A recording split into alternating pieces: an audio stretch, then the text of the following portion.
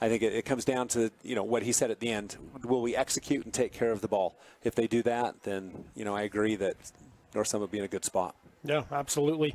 And, Coach Holmes is probably tired of Kanab. It doesn't matter what sport he coaches, he keeps playing Kanab in these semifinal and final games. Yeah, no, it's funny. North Summit from the north comes down. They're always competitive. It's really interesting to see how many times North Summit will run into Beaver or Kanab. Right. I mean, it comes down to those same teams. Yeah, of course, Coach Holmes, the girls basketball coach as well for the Braves. And, Kanab Beaver have been two of the other teams that he faces all the time in these state tournaments. So. Yeah, especially basketball. Basketball, girls basketball, Kanab, Beaver, North Summit, those three are powerhouses. Yes, they are. So there's this has been the Snow College pregame shows. We got to hear from those different coaches. There's something for everyone at Snow College. Dive into the action and make unforgettable memories today. Visit snow.edu for a full list of what's happening on campus. Snow College, your community college. Kanab will receive the opening kickoff. And so let's go to our Kane School District keys of the game, providing students excellent instruction and empowering immeasurable opportunity. Kane County School District, every student, every day. Scott, your keys of the game for these two teams. For me, it's on both sides of the ball. It's the line. Which one will open up the holes for the running backs? And on the Kanab side, I'm going to talk about the fact that, can they stop Jake Smith from scrambling? Because I think Kanab's big enough to compete with North Summit as far as size and athletic ability. But can they stop the rush when things get crazy? Because that's when Jake Smith really causes a lot of damage. Yes. Yeah, when it's a broken play, that's when he's certainly seems to be at his best. Because then the defense is off balance and there's extra holes. So there's your King School District keys of the game. And, of course, throughout today's game for the Kanab Cowboys, looking for that Kanab Drug player of the game. The soda fountain has paninis, wraps, personal pan pizzas, and smoothies. Kanab Drug since 1916. And so North Summit will be kicking left to right. Kanab will be returning and have their opening drive right to left across your radio dial, TV, and computer screen as we are ready to go for the opening kickoff of this 1A semifinal football game between the number 2 North Summit Braves and the number 3 Kanab Cowboys. And back deep to receive Preston Brown for the Cowboys. Stands at his own 7-yard line. We've got, I believe, Cooper and is it Anderson that's up back there. Yeah. Kick is away. Brown will work his way right side. It'll bounce at the 5 and go out of bounds at the 4. So Kanab will get the football at the 35-yard line with the penalty coming out on the opening kickoff. So great field position for the Cowboys to start the game. It's been interesting. All day long, the kickers have tried to been keeping it away from the backs in the backfield. Preston Brown, one of the fastest guys around, and you can see North Summit did not want him. So they kind of tried to kick the corner, just missed. Yeah. So it'll be Kanab football at the 35-yard line to start the game. First penalty of the game goes against the North Summit Braves. We go Wyatt Orton right there in the middle. That is a large man. No doubt about it. Ozzie Willis will go wide left for the Cowboys. Verosco under center. Takes a snap. Going to give on the dive up the middle. Got tripped up, does Brown. Going to pick up 5 yards, though, as he falls up to the 40. Yeah, what North Summit's going to face with this Kanab team is, it's going to be whoever, if North Summit wins, they'll be facing the same offense as Beaver and Kanab run a very similar wing T offense. And this is the name of the game, 5 yards, 5-6 yards a carry, and you will do quite well in the wing T. Now they split Kabonic out wide left, the wing to the left. Verosco drops the pass, going to throw underneath. That'll be caught by Kabonic. Has enough for a Lumber Plus first down out to the 47-yard line. Yeah, so 8 yards right off the bat for Kabonic, and a great pass. Great pass out on the flat. So first and 10 at the 47 now for the Cowboys as they move the chains on their opening possession. Lumber Plus or Fix-It Projects, expert advice and hometown service. Visit Lumber Plus True Value in Kanab. Behind every project is a true value. Verosco takes a snap, hands out to Gubler, tries to get to the outside. He'll be swallowed up as he picks up 3 yards to the 50, 2nd and 7. Yeah, McCade Nelson with the first contact, slowed down the ball carrier, but then afterwards, just trying to see who cleaned that up. Who was the rusher? Gubler. Gubler was. So, and then he got about 3 yards, but could have been a little bit worse. 2nd down and 7 now for the Cowboys. You mentioned Wyatt Orton. Of course, he committed to Idaho State. Oh, I didn't hear that. A couple weeks ago. Gubler goes in motion. Verosco's going to hand to Brown. Brown gets hit, tries to spin out of it, able to get a couple extra yards down to the 46-yard line as he had to fight for all 4 of those ones. Yeah, Brendan Smith had him around the legs, but he was able to get one leg free, and then he was able to dive forward for about 3 more. So 3rd down and 3 for the Cowboys at the North Summit 46-yard line. They bring Kabonik out to the left. Verosco under center, the wing to the right. Gubler goes in motion left to right, takes a snap, fakes the pass. Little wheel route out to Gubler, able to make a man miss, gets brought down shy of the 1st down marker at the 44-yard line. It'll be 4th and 1 for the Cowboys. Well, 4th and 1 and an early decision time for the coach of the Kanab Cowboys. 4th and just an even one. I'm thinking they're going to go for it. Yeah, in North Summit territory. Bring Cooper Anderson out with the play call. He'll split wide left. It's already a big play. Verosco under center. Hard count. Nobody jumps. Looks to the sideline. Down to 8 seconds in the play clock. They reset. And Kanab goes early, and that'll move them back 5 yards to make it 4th and 6. Yeah, we talked about the fact that you cannot give up those penalties. Obviously, a play was being called just on a different snap count, and now that might change things for the Cowboys with the 4th and 6 versus the 4th and 1. Moves it back to the 49-yard line, and they use their quarterback as the kicker, and they don't even drop him back the full 10 yards, which allows the defense to hit the long snapper if they choose to do that. But right now, now he will drop back. But again, just drops back to 7. He does get a good kick away. Fair catch called for by Smith, and he'll make that catch at about the 15-yard line. There's also not a lot of teams that bring their quarterback out as the punt returner. No, they don't. But, Jake Smith, he does it all, and, dangerous. But that punt formation for the Kanab Cowboys, I hold my breath every time. He gets it off really quickly, and it's not just small kicks. He does a pretty good job. Yeah, and I know that other D coordinators, I've heard them talk to refs beforehand saying, hey, they don't drop back 10 yards in punt formation. Yeah. We're going to hit the center. Yeah. And they're just making sure the refs know, don't throw a flag on us. 2 receivers to the right for Smith. He'll take the snap, hand off to the near side, and nowhere to go on that one. Going to be a loss of yards back to the 12-yard line. Let's see who had the carry on that one. It was actually... was it Avon? Yeah, Austin Avon. Yep. No, it's McCade Nelson, I believe. I think it was 1. Oh, okay, 1. Yeah, Austin Avon. But how about Federkyle flying in there for the tackle? So a loss of 3 on the play. Or make it, I think 3. I have a 12-yard line. Smith, low snap, picks it up off the turf, looks to pass, now just tucks and run. He gets a block by Sargent at the 15, lowers the shoulder and takes a hit out of bounds from Anderson at the 20-yard line. And as you said, that's when he's dangerous. It is, because that play should have been back by the goal line, and he just made that move, made a couple players miss, and then around he goes. And a great move around the edge. Sargent picks up the block on the edge. So a gain of 8. That makes it now 3rd and 5 from the 20-yard line for the Braves.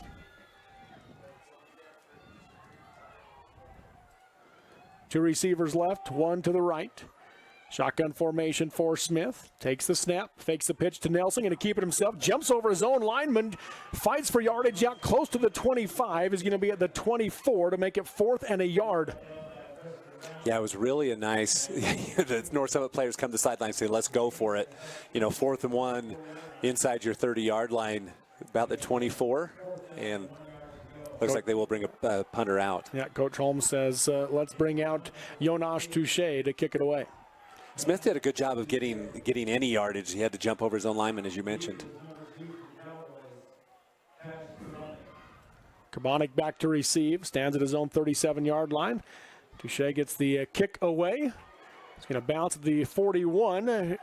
Kabonik catches it, gets back to the 31, tries to move upfield, and he'll get across the 35 to the 37, and that's where Kanab will start their second drive of the game. Now, Kabonik's not going to get a big return on that, but the way that punt was going, he probably saved another 20 yards on just the bounce for the football, and he had to go over his shoulder to catch that, but a nice job of limiting the roll on that football. So they started on their own 35 on their opening drive, got across midfield, but stalled there. And now the Cowboys will start on their own 37. No score on the Kane County Hospital scoreboard. Well, both teams hold on defense. Verosco hands to Gubler. Gubler coming to the near side, lowers the shoulder, and now he gets it driven back. They're going to give him 2 yards to the 39. Yeah, Buck Sargent in on the tackle, just filled the lane and drove Kabonik back. So 2nd down and 8 for the Cowboys. You know, you wonder sometimes, you know, with both teams, it's just that run, and then does the defense, you know, suck into the middle and then the pass open up? Go 2 receivers to the right. Verosco pitches it to Brown. Blockers in place, tries to get the edge, cuts upfield, flag flies. He's going to have enough for a 1st down if it stands, but that flag sits in the holding area. Not even a question in the holding area, and it came from the back judge. Kanab walking back already. Couldn't see where it was at for sure there, but yep, it is going to be a hold. It did happen 2 yards downfield at the 41, so it'll be 8 yards from the line of scrimmage that they go back to the 33-yard line. Mistakes are so devastating, especially with an offense like the Kanab Cowboys. You know, counting on that 4 to 6 yards per carry, you know, and that penalty takes them out of the, you know, what the desired game plan of, you know, manageable chunks of yardage. Yeah. So as it takes them back to the 31, it'll be 2nd down and 16 for Kanab. Need to get out to the 47. For those people watching, if you've been watching the geese come in and out all game long, that is a lot of fun to watch the geese fly into the stadium. Verosco under center, takes the snap, fakes the handoff, rolls to his left, looking to pass, throws downfield for Kabonic, underthrown, nearly intercepted, and I was thinking it was for Kabonic. Federkyle was there in the passing area, and also there with him was Logan Vader, but good coverage by North Summit. He got away with one that time as he tossed that one up, and luckily it was where no one could catch it, but not a bad idea, but a bad idea on the run being pursued. So that will make it now 3rd down and 16 for the Cowboys. We see so many interceptions that way, just, you know, that off balance, that reaction stuff where you just, you know, split-second decision to throw it downfield. 3rd and 16 from their own 31. Verosco under center. Kabonic wide right. Drops the pass, looking for Kabonic. Throws the sideline, and it's knocked out of the air. Great play defensively by Easton Richens. Yeah, beautiful play. For those of you on Team Hive, he makes the perfect jump. That one is going to be off to the races, and the jump just at the right time, as that one was right on the money, intended for Kabonic. So 4th and 16. Again, they just use Verosco as the kicker. He will drop back. About 7 yards deep is all he goes. Looks to the sideline, works his way back up to the line of scrimmage. Smith back at his own 30. Now Verosco drops, takes the snap, gets the kick away, and that one's going to bounce down the sideline. And Smith actually had to run into his feet and just fell on it. You know, if Kanab would have been a little bit more intent on pursuing that ball was dangerous. Yeah, I mean, he just kind of nonchalantly let it hit him. And he did, and then, you know, if they continue on. Oh, do you know what? It went out of bounds first. Oh, okay. That's why. Because I was like, what in the world? But it actually bounced out of bounds and came 39, back on the field of play. Yeah. But then his reaction to cover it up, that's as he quickly jumped on it, did Smith. But they'll start at the 39-yard line for North Summit. Trips right, 1 to the left. Smith in the gun. Takes the snap. Quick pass to the outside. That'll be caught by Avon, trying to use Sargent as a blocker. And Latimer Glover blows it up.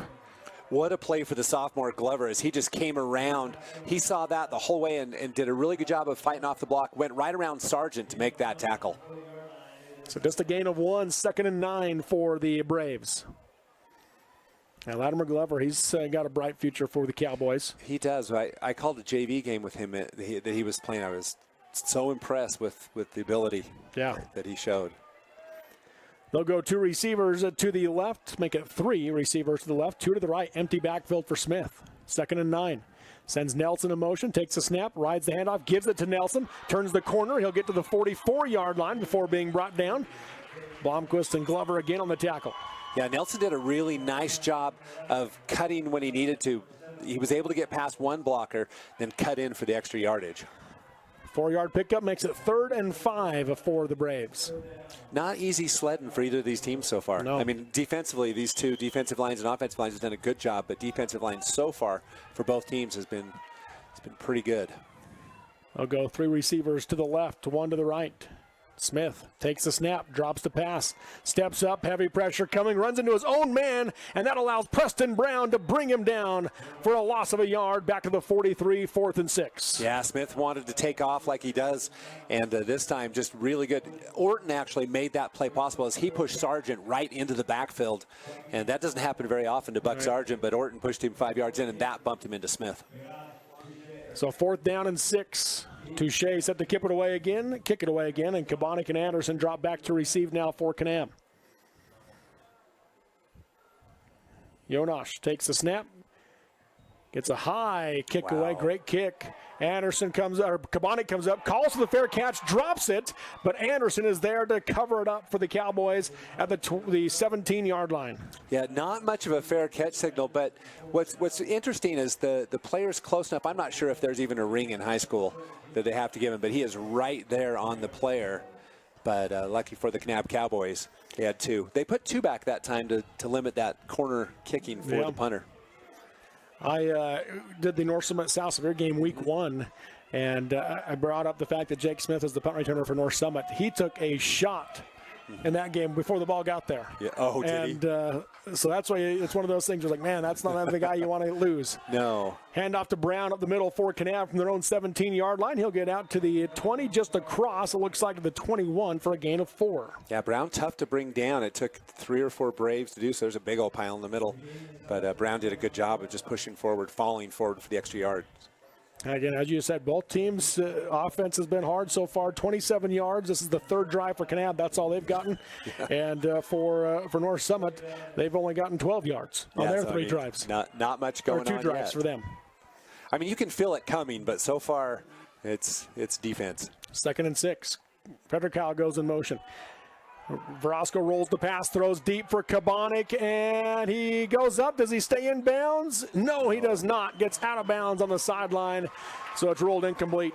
Yeah, he waited, tried to keep his toes down. I think he got hit just as he caught the ball. Out of bounds, the official right there. Easton Richens again in coverage.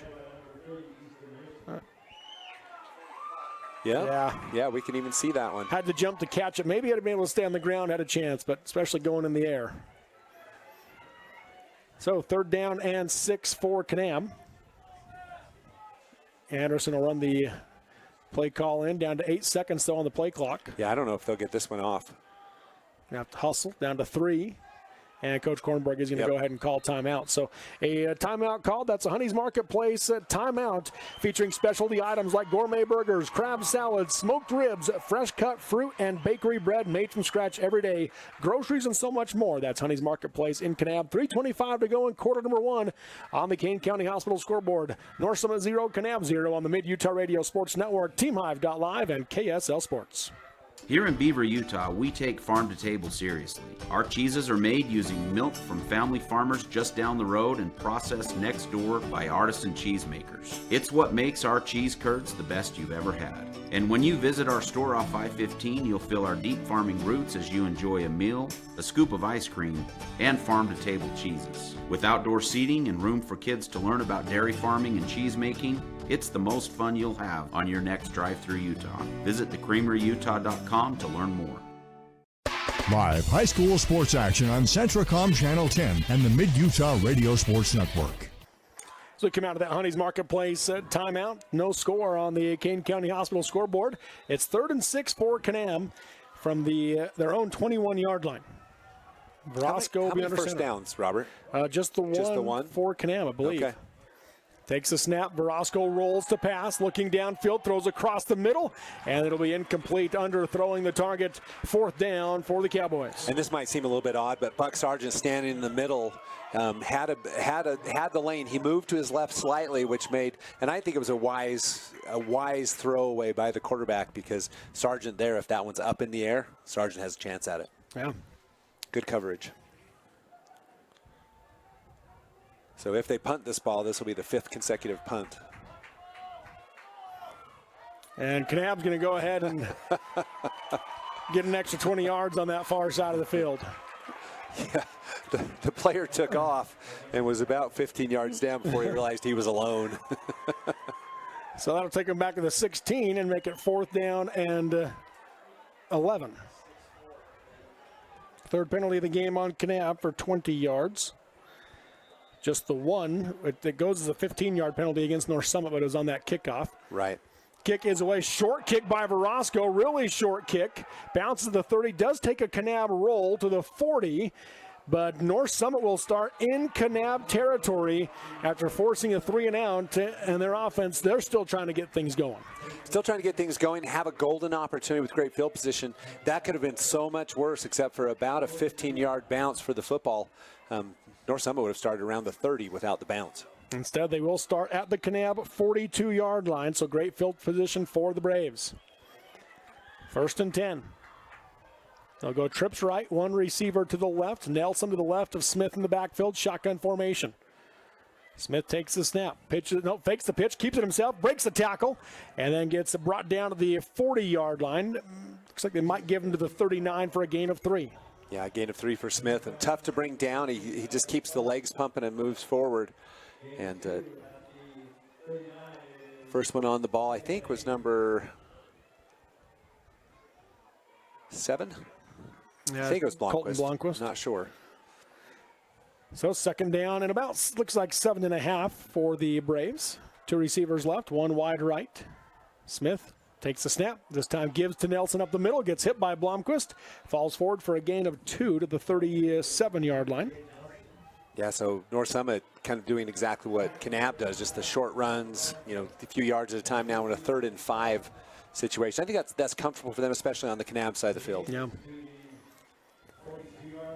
Down to 2:13 to go here in quarter number 1 on the Kane County Hospital scoreboard.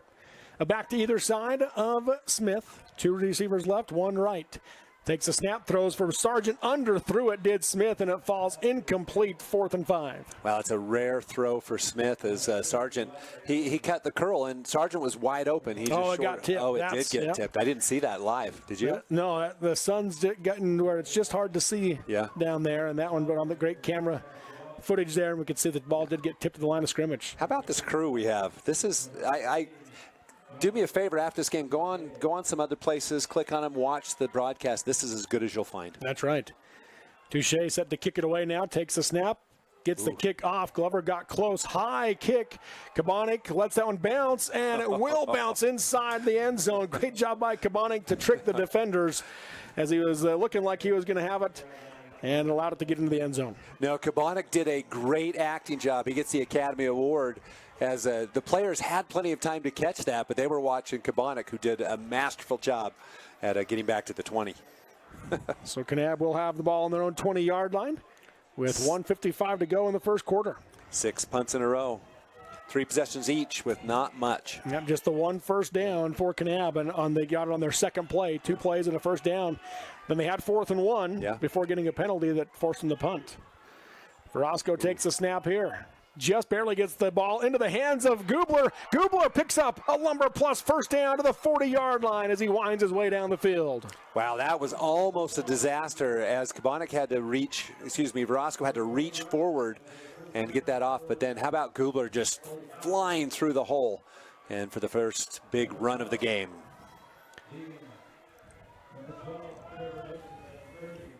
That was really the first run of any, length. Yeah. 20-yard pickup out to the 40-yard line.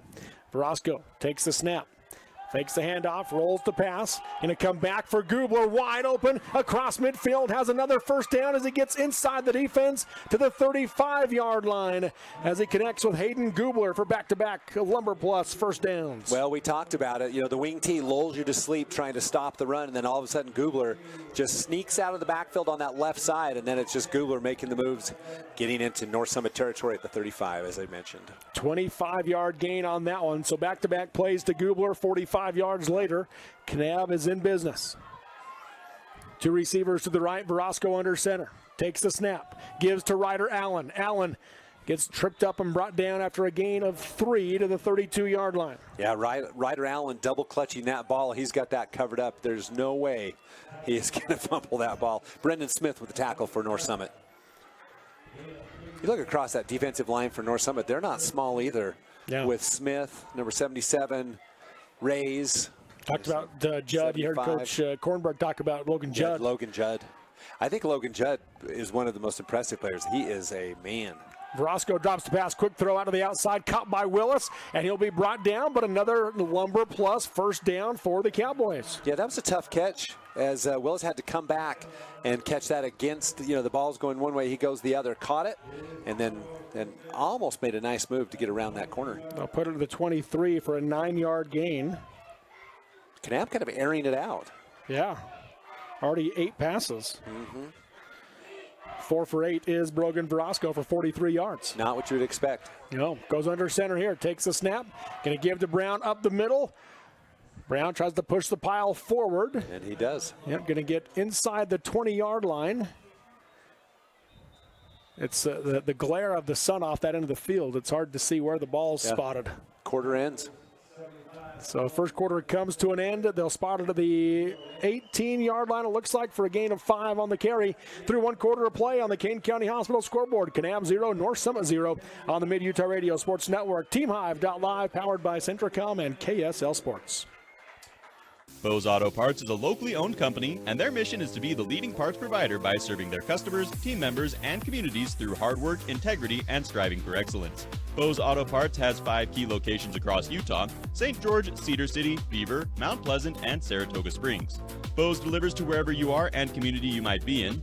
Between their stores, they have won 16 Platinum Awards, 4 Best of Iron County, 3 Best of Southern Utah, 2 Best Places to Work. That's Bose Auto Parts. The quarterback counts on his O-line for protection in the pocket. In Delta, you can count on Farm Bureau agent Chad Drubay to protect your family's blind side no matter what life throws at you. Chad is there to handle all your auto, home, life, and business insurance needs. Don't scramble around working with multiple insurance companies. Talk to Farm Bureau agent Chad Drubay today and see how he can help protect what matters most. Farm Bureau Life Insurance Company, Farm Bureau Property and Casualty Insurance Company, Western Agricultural Insurance Company. Live high school sports action on Centricom Channel 10 and the Mid-Utah Radio Sports Network. Start of the second quarter, no score between Kanab and North Summit, but the Cowboys are driving as they face a 2nd and 4. Verosco takes a snap, gives to Brown, bounces to the outside, has the first down and more, cuts inside, lowers the shoulder to the end zone. Touchdown, Kanab, as Preston Brown takes it in from 17 yards out to the Glaziers Family Market end zone. And that one was too easy for Preston Brown. He only met any resistance at the goal line itself. You can see he took that around the left side, and it was great blocking. North Summit had sucked to the middle of the field, and Brown just caught that edge, and he was gone. So Kanab strikes first. Ray Campson on the way to kick the extra point. Snap is good. The hold is down. The kick is up, and it is good. So with 11:53 to go in the first half on the Kane County Hospital scoreboard, it's Kanab 7, North Summit 0 on the Mid-Utah Radio Sports Network. TeamHive.live, powered by Centricom and KSL Sports. We are all part of a team.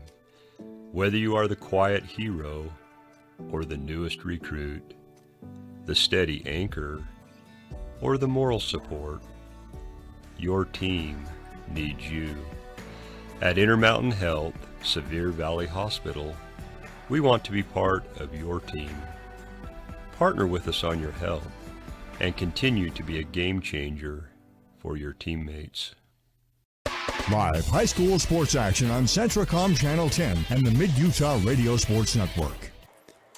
Appreciate Glazier's Family Market for the highest standard of customer service, the friendliest checkers in Utah, and fantastic in-store specials. Visit Glazier's Family Market in Kanab as Preston Brown takes it to that Glazier's end zone for the 7-0 lead for the Cowboys. Well, and it was huge. It was a statement drive for the Cowboys. That went 80 yards, and they did that in just about 2 minutes and 7 seconds. So, and 6 plays. Yeah, in 6 plays. It was impressive after all defense. Ray Capson set to kick it away now for the Cowboys. Kick is up. That'll be Nelson taking up, drops it at the 14, picks it up at the 17, takes a shot from Glover, and another shot will push him down. They're going to give him the forward progress, trying to see for sure where they're going to mark that forward progress at. It feels like a friendly spot to the 19, but that's where North Summit will start. Well, maybe the replay will show that again. But anyway, Nelson actually, he was holding his right arm before the play, and then he took another shot on that right arm. Kind of dropped it. I hope he's okay. But what a shot. These are two hard-hitting teams. Whoa, that was And brutal. he took a hit. That was a full sprint hit. Double twin set here for Jake Smith with Nelson to his right in the backfield. Shotgun formation. Takes the snap, drops the pass, looking. Now you're going to have to tuck it and run as he tries to avoid the defense. Bounces to the outside and gets out to the 24-yard line for a pickup of 5. Yeah, Jake Smith, so shifty. Great ball awareness. He saw the pocket collapsing and did a good job. He moved to the open spot, went middle and then back out, and was able to turn, a potential sack into a gain. Yeah, those two receivers on the near side and just couldn't quite find a seam to be able to get it to him. Kanab had it all covered. I was watching downfield. The coverage was great. Double twin set again.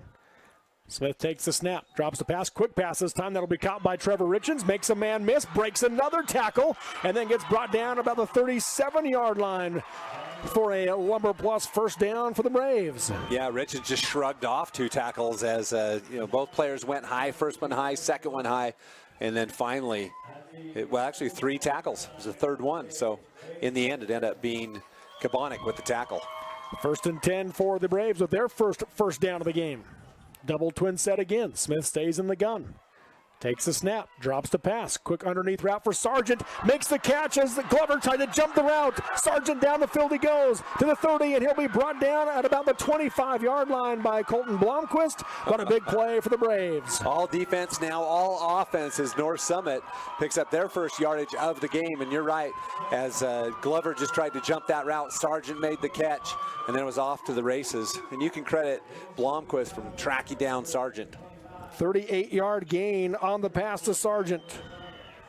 Moves it so that now the Braves are looking for the Glazers' Family Market end zone. 1st and 10 from the 25. Quick pass to the outside. That'll be caught by Richens. Takes a hit and able to pick up a couple of yards before being forced out of bounds. Now, North Summit's made a small adjustment to the short passes with the curls and the comeback routes. And I think that's to make the defense have to flex to adjust to the offense after those first 3 series. Now they're starting to vary that up, just the depth of the passing a little bit. They'll change that. They say he did not get any yards on that one. Went out of bounds right at the sticks. McCade Nelson has come out of the game. He's getting looked at on the sideline. Okay. Yeah, he is. Trying to see who ended up in there at running back to the left of Smith in the backfield. We'll try to get that for you.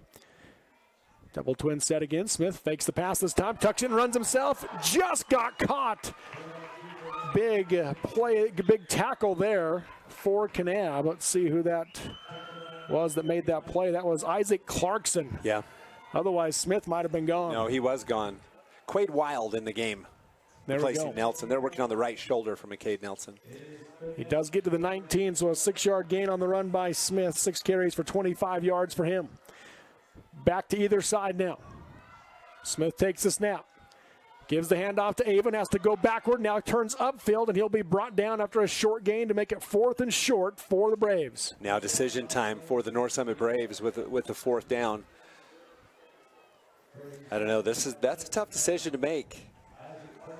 The ball's definitely I'm not sure if they have a field goal kicker. I don't see a field goal team out there. I think. Well, you should know. You got to see him in a game where they couldn't kick it. they have a decent kicker, but he struggled in that game.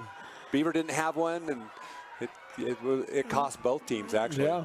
So 4th and 2, Smith in the gun. Takes the snap, fakes the pitch, keeps it himself, gets hit, and stopped. Looks to be about a foot short of the yard to gain. The Cowboys, the Latimer Glover pops up again. Yeah, Glover, and then also number 75. I don't know his name. I'd have to look that up. So great play on the inside. What a stop by the Cowboys. Yeah, big play there as they get the stop and the turnover on downs. So North Summit goes, where did that drive start, Robert? Started the 19. The 19-yard line, so all the way down to the 16. To the 16-yard line. Now here comes Kanab with 8:25 to go in the half. Handoff up the middle. And nowhere to go this time for the Cowboys. They're going to pick up forward.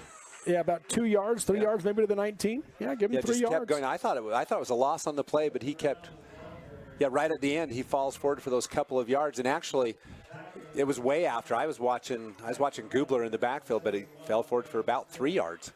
Yep, so 2nd down and 7 after Brown picks up 3 yards there. Preston Brown, 6 carries for 39 yards so far for the Cowboys. Anderson splits out to the right, the wing to the left, that's Federkyle. Verosco going to hand to Gubler off the left side. Gubler gets hit as he crosses the line of scrimmage. Going to pick up a couple of yards across the 20 to the 21. Make it third and about 5. It was the second hit. As he stood up, tried to spin, and then I believe it was number 75, Judd, who cleaned that up. It's a big hit. Looks like they have it at the 22. So 3rd and 4 for the Cowboys.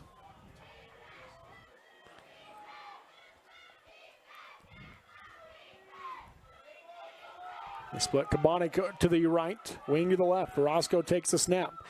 Gives to Gubler. Crowner Kriskos comes back to Federkyle. Flag flies on the play as he gets out across the 30 to the 31, which will be enough for a Lumber Plus first down, but we'll see what the flag is. Yeah, almost no chance it can be anything but a penalty on the offense. Yeah, I couldn't see what it was right there on the replay. Can we see that one more time, Adam? They're moving it back to the 26. The flag back to the 26. Yeah, right there. It is going to be a hold, yep. Kind of an easy call, actually. So that'll take it to the 16-yard line. Sometimes you question, because seeing it live, I said I didn't see anything that looked interesting, but on the replay, the officials do a pretty good job. They really do. Yes. Which just takes them back to the original line of scrimmage. So 3rd and 10 for the Cowboys. And that's a costly mistake, because that was a great play, and the hold was unnecessary because it was kind of behind the play. Yeah. That's what makes coach's hair fall out, is the penalties behind the play. They'll split Kabonic out wide left. Anderson and Federkyle come to the right. Verosco under center. Sends Gubler in motion. Takes a snap. Drops the pass. Going to throw left side for Kabonic in coverage. And that'll be incomplete. A flag does come in from the back judge. Yeah, so there was a lot of contact, but the contact was sustained and stopped the route. And we'll see if we get this on the replay. But you can see the contact there did stop enough that he couldn't turn and look for that ball. So it will be a pass interference against North Summit to move it forward to the 31-yard line, which will be enough for a Lumber Plus first down. Yeah, it's a big break. So, the penalty for the Cowboys doesn't necessarily cost them because of the penalties on the North Summit. So the teams trade penalties. Now results in that first down. So 1st and 10 now for Kanab at their own 31-yard line, leading 7-0 on the Kane County Hospital scoreboard with 6:37 to go in the first half. Watching that replay back, Kabonic did a really good job of turning and looking for the ball and then getting his hands up to try to make the play. I think if he just keeps running with his hands down, I don't think that gets called.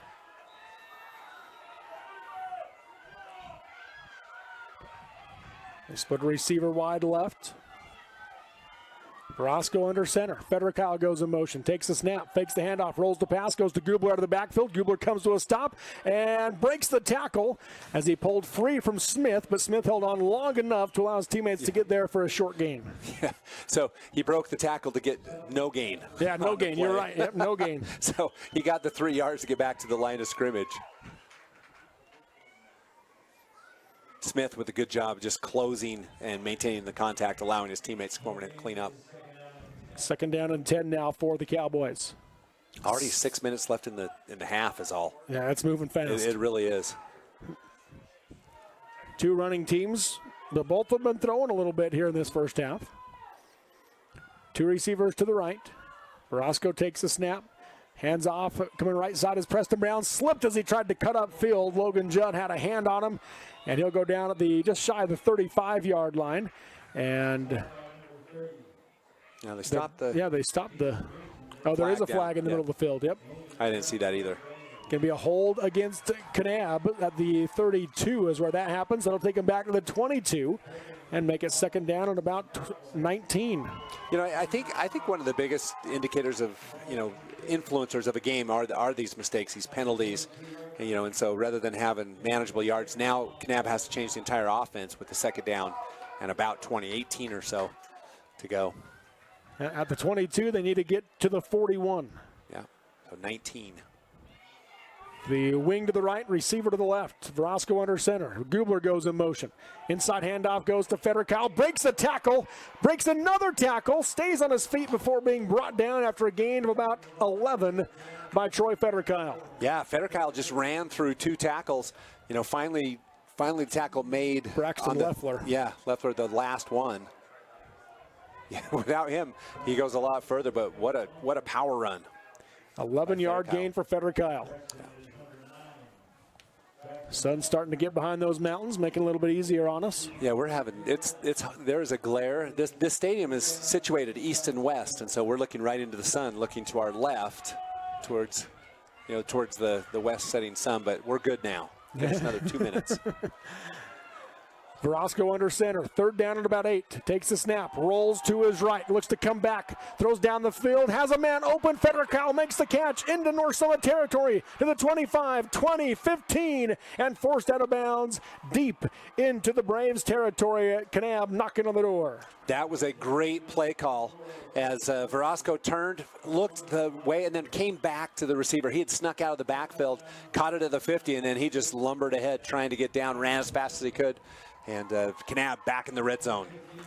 52-yard gain on the pass to Frederick Kyle. The back out of the backfield is such a dangerous play if you don't pay attention to where they come from. 1st and 10 at the North Summit 15. Now for Kanab, leading 7-0, looking to reach that Glazers Family Market end zone again.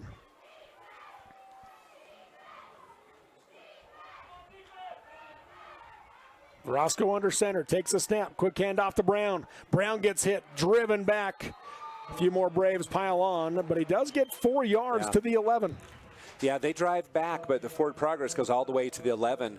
He really didn't get hit until he got the 4 yards, and then it was tough sledding after that. So 2nd down and 6 for the Cowboys. 4:15 to go in the half. A little more offense now. Yeah. So we saw defense in the first quarter, now a little bit of offense in the second. Offensive lines now saying, hey, we're here too. Yeah. Willis wide right. Verosco under center, takes the snap. Hand off to Gubler. Gubler just following the pack through the field. Just a student body right play, and Gubler is going to pick up the Lumber Plus 1st down to the 5-yard line. Yeah, that was just offensive line, and you could see he just followed the line all ahead, all blocking forward, and they just moved the pile. Brendan Smith went down awkwardly on that one. Looks like he's up and okay, though. Nelson still holding that right arm. Yeah.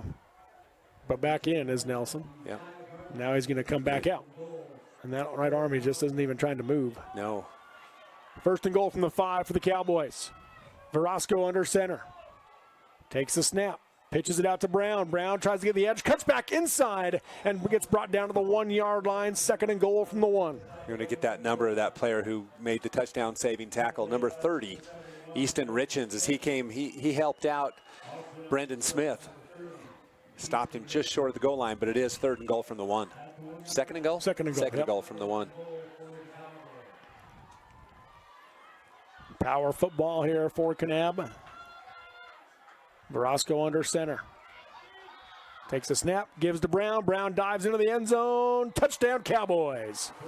Wow, 2nd touchdown of the afternoon for Brown. And that was just power football.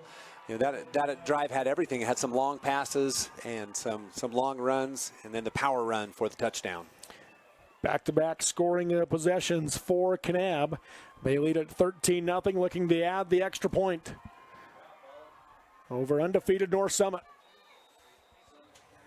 This is where it gets interesting because, you know, 2 scores for the Kanab Cowboys. How does North Summit respond? Snap is good, the hold is down, kick is up, and it is good. So a 2:52 to go in the first half on the Kane County Hospital scoreboard. It's Kanab 14, North Summit 0 in this 1A semifinal on the Mid-Utah Radio Sports Network. TeamIve.live, powered by Centricom and KSL Sports. At UCCU, we'll provide you with a low-rate line of credit that makes it easy to access the equity in your home with no fees or closing costs. Just complete an application on your phone or computer, or stop by any branch. My parents know nothing about gaming. I told them we needed Centricom Fiber because it's by far the fastest and most reliable internet speeds. Hey bud, dinner's ready. Time to turn off the game box. Alright, this round's almost over. Live high school sports action on Centricom Channel 10 and the Mid-Utah Radio Sports Network.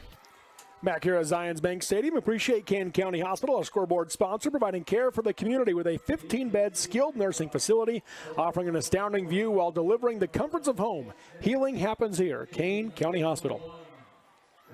Capson set to kick it away now with Avon and Smith back to receive for North Summit. So they've taken Nelson off of that too, and he kicks it right into the feet of Buck Sargent, who covers it up at the 43-yard line. That could have been dangerous. And so, but good field position for North Summit with 2:52 to go before the half ends. Yeah, no, Sargent, that could have bounced right off Sargent. That was a bullet, and he was able to field that. But now you got to see, this is a chance for North Summit. Down 14-0, they have the ball, and this will be a critical, it's not the end of the game, but a critical possession for the Braves. They'll have the ball to start second half. So double twin set. Smith in the gun, takes the snap, drops the pass. Looking, nothing there, steps up, now bounces to the outside, avoids the tackle, tries to get the edge, turns down the sideline, is going to pick up a few yards before being forced out of bounds. Yeah, they'll give him about one is all, but, Yep, they do come back to that 44-yard line. Yeah, but Smith on the run, the defensive line of the Cowboys just not giving a whole lot for the Braves. Clock stopped at 2:43. Again, double twin set, second down and 9. Smith takes the snap. Quick underneath pass. That's going to be incomplete. Throw behind the intended target on the far side, Jonas Touche. Yeah, no, just on the outside, just a little bit too far. You can see the Braves just trying to pick at the defense, and that one just a little bit wide of the mark. So 3rd and 9 for the Braves. Down 2 scores with 2:39 to go in the first half on the Kane County Hospital scoreboard. Yeah, clock stopped, so 3rd down and 9, a big down for the Braves. Really, with the exception of one drive that didn't result in any points, not a lot for the Braves so far this evening. Double twin set again. Now they go trips left, moving Quade Wild out to the left side. So trips left, 2 receivers to the right. Smith takes the snap, rolls to his left. Going to throw the underneath route off the hands of Austin Avon as he turned to run before he caught it, and it falls incomplete. This is a great example of just, you can see, you'll watch on a replay, those of you on Team Hive, just as it comes, he turns to get ready to go, and it just goes right through the hands. It's happened to every receiver in the world. You make the play before you make the catch. So the punt team comes out for North Summit. Still 2:32 to go in the first half. Kanab leading 14-0. That possession took 20 seconds. Yeah. So Touche set to kick it away. Kabanik and Anderson back to receive. Good snap. And Glover nearly got a hand on it again for Kanab. And Touche's kick goes out of bounds, spiraling to the right side. They're going to mark it at the 38-yard line, so that gives Kanab pretty good field position after forcing another 3 and out. Yeah, 2:26. And the Kanab Cowboys, not necessarily their strength, running down the field in quick bursts, but the last couple possessions, they've had some big plays, so we'll see what happens. Yeah, their first touchdown possession was a 2-minute and 5-second possession. So that 20-second possession could cost the Braves. We'll see how the Cowboys respond before the half. Roscoe under center, takes a snap. Hand off to Federer. Halfback pass, throws downfield for Willis, and knocked away. Easton Richens again in great coverage for the Braves. Yeah, that was a great play. Richens doesn't bite on that at all. Kind of thrown up for grabs, and you've got to have a lot of confidence in your receiver to throw it up like that, but did a really good job. I've seen Richens make a few plays now, defensive back position for the Braves. 2nd down and 10.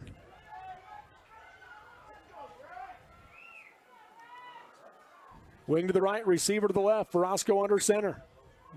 Takes the snap. Gives to Gubler. Gubler cuts back inside, goes back up the field, gets hit, wrapped up, and he'll be brought down. Flag flies on the play. I think that'll be a face mask, but we'll see. I think there was a face mask there. Yeah, we'll see what they end up calling here. I saw what you were referring to. The umpire, trying to see which way he's. I didn't think he could see it from back there. That's what that was looked my like it was this way. question, but they are going to go ahead and call that. So it will be a face mask, not the personal foul. So it looks like they're just going to go. Nope, now they will go personal foul, face mask. So 15 yards. Let's take a look. What a great replay. Yeah. Oh, yeah, completely 15 yard. Yep. Yeah, good. That was the correct call by the official. So that's a huge break for the Cowboys, too. That moves it into North Summit territory at the 41. It's funny, I didn't see the face mask, but I saw the helmet turn. Yeah. 3rd penalty on North Summit for 45 yards. 1st and 10 here for Kanab. Hand off to Gubler. Tries to get the edge, got a block from Stewart, bounces to the outside, to the 30, to the out of bounds of the 26-yard line for a Lumber Plus first down for the Cowboys. That was fantastic running as Gubler, he did the hesitation step. He was a little ahead of his blocker, then he did the hesitation step, which allowed his blocker to get into position to make the seal block on the edge. Yeah, great Beautifully block. done. First and 10 at the 26-yard line now for the Cowboys. Looking to go up 3 scores over undefeated North Summit. Before the half with 1:49 to go. Anderson to the left. Verosco under center. Sends Federico in motion. Gives to Brown. Brown through the left side. Swallowed up after a gain of 5. Make it 6 to the 20-yard line. Yeah, right to the 20. And there's still 1:40 left in this half. So the Kanab Cowboys with the ball in the red zone. 1:36. 53 yards for Gubler in the game. 54 for Brown. We're talking about the lack of offense that first quarter. Well, Kanab has turned that on its head. They have. It's been quite a second quarter for the Cowboys. An 80-yard drive followed by an 84-yard drive. Now they're trying to put together a 62-yard drive before the half ends. Pitch it out to Brown. Brown on the left side has blockers in place. Tries to cut back in. Gets wrapped up about the line to gain. We'll see where they spot it. This might require a timeout. We'll see. Kanab down to a minute in this first half. I'm surprised they haven't stopped the clock yet. Going to be a yard short. 3-yard pickup for Brown. Not a lot of urgency. They have used one timeout, so they only have the 2 left. Ball's at the 17. 3rd and 1. Verosco under center. Gives to Gubler. Yeah. Flag flies on the play. Gubler's going to pick up the first down as he slips out the left side, and he'll be brought down at the 11-yard line, but again, a flag on the play. Illegal motion. Yep. Half the team was leaning forward, taking the first step before the ball was snapped. That's my prediction. The officials discussing it. There have been a couple other plays where they've done exactly the same thing. I've thought, are they going to get the motion? It's going to be the illegal shift. Mm-hmm. So that'll move them back to the 22-yard line. It does let the Kanab Cowboys call a play. 34 seconds left in the half. Now a timeout will be called, Robert. Yep, Honey's Marketplace timeout called by Coach Kornberg. Groceries and so much more. That's Honey's Marketplace in Kanab, featuring specialty items like gourmet burgers, crab salad, smoked ribs, fresh cut fruit, and bakery bread made from scratch every day. And Lance Davis and his wife, the owner there of Honey's Marketplace, just recently buying Joe's Main Street Market in Panguitch. So I didn't know that. Congratulations to them. And so go check out Joe's in Panguitch as well. All right, Scott, 3rd down and about, 6 right now for the Cowboys. 34 seconds left. They have 1 timeout remaining. Big chance here to go up 3 scores, which could be devastating for North Summit, who has struggled to move the football.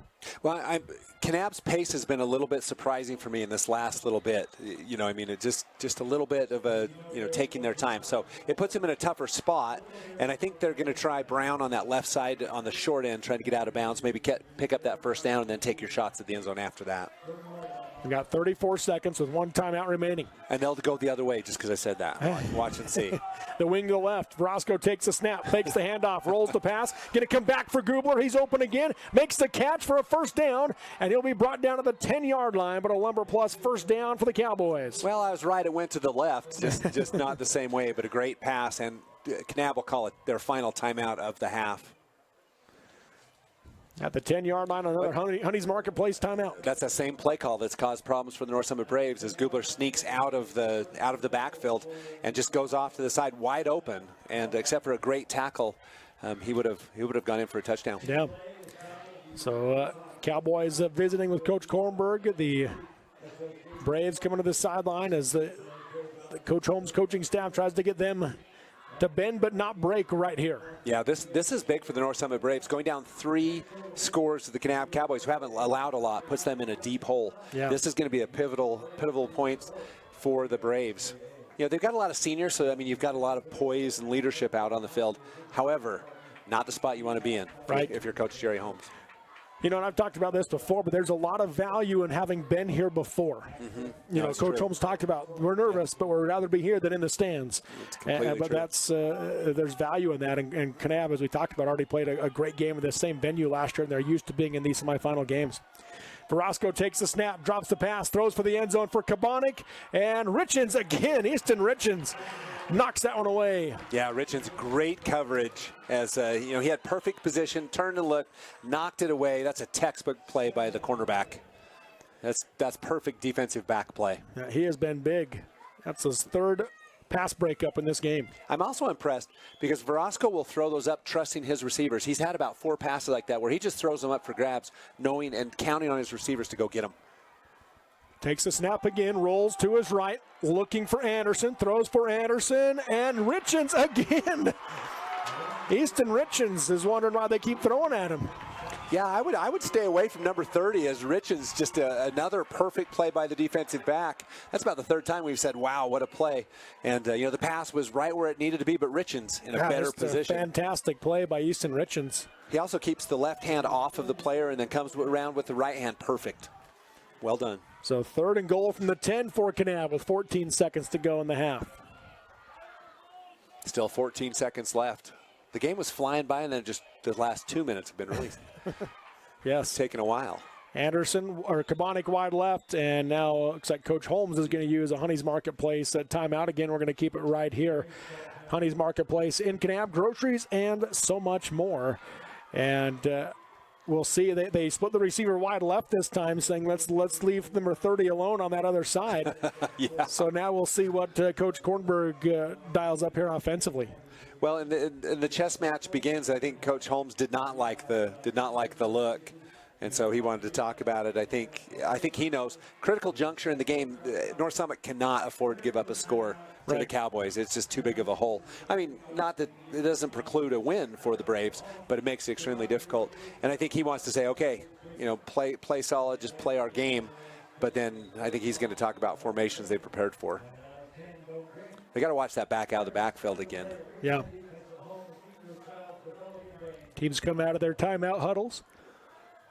Now they will bring Anderson wide right. Kabonic is also wide left. Verosco under center, double wing set. Takes the snap, drops the pass, looks to his left, throws for Kabonic, and it's broken up. This time breaking it up defensively is Tegan Johnston.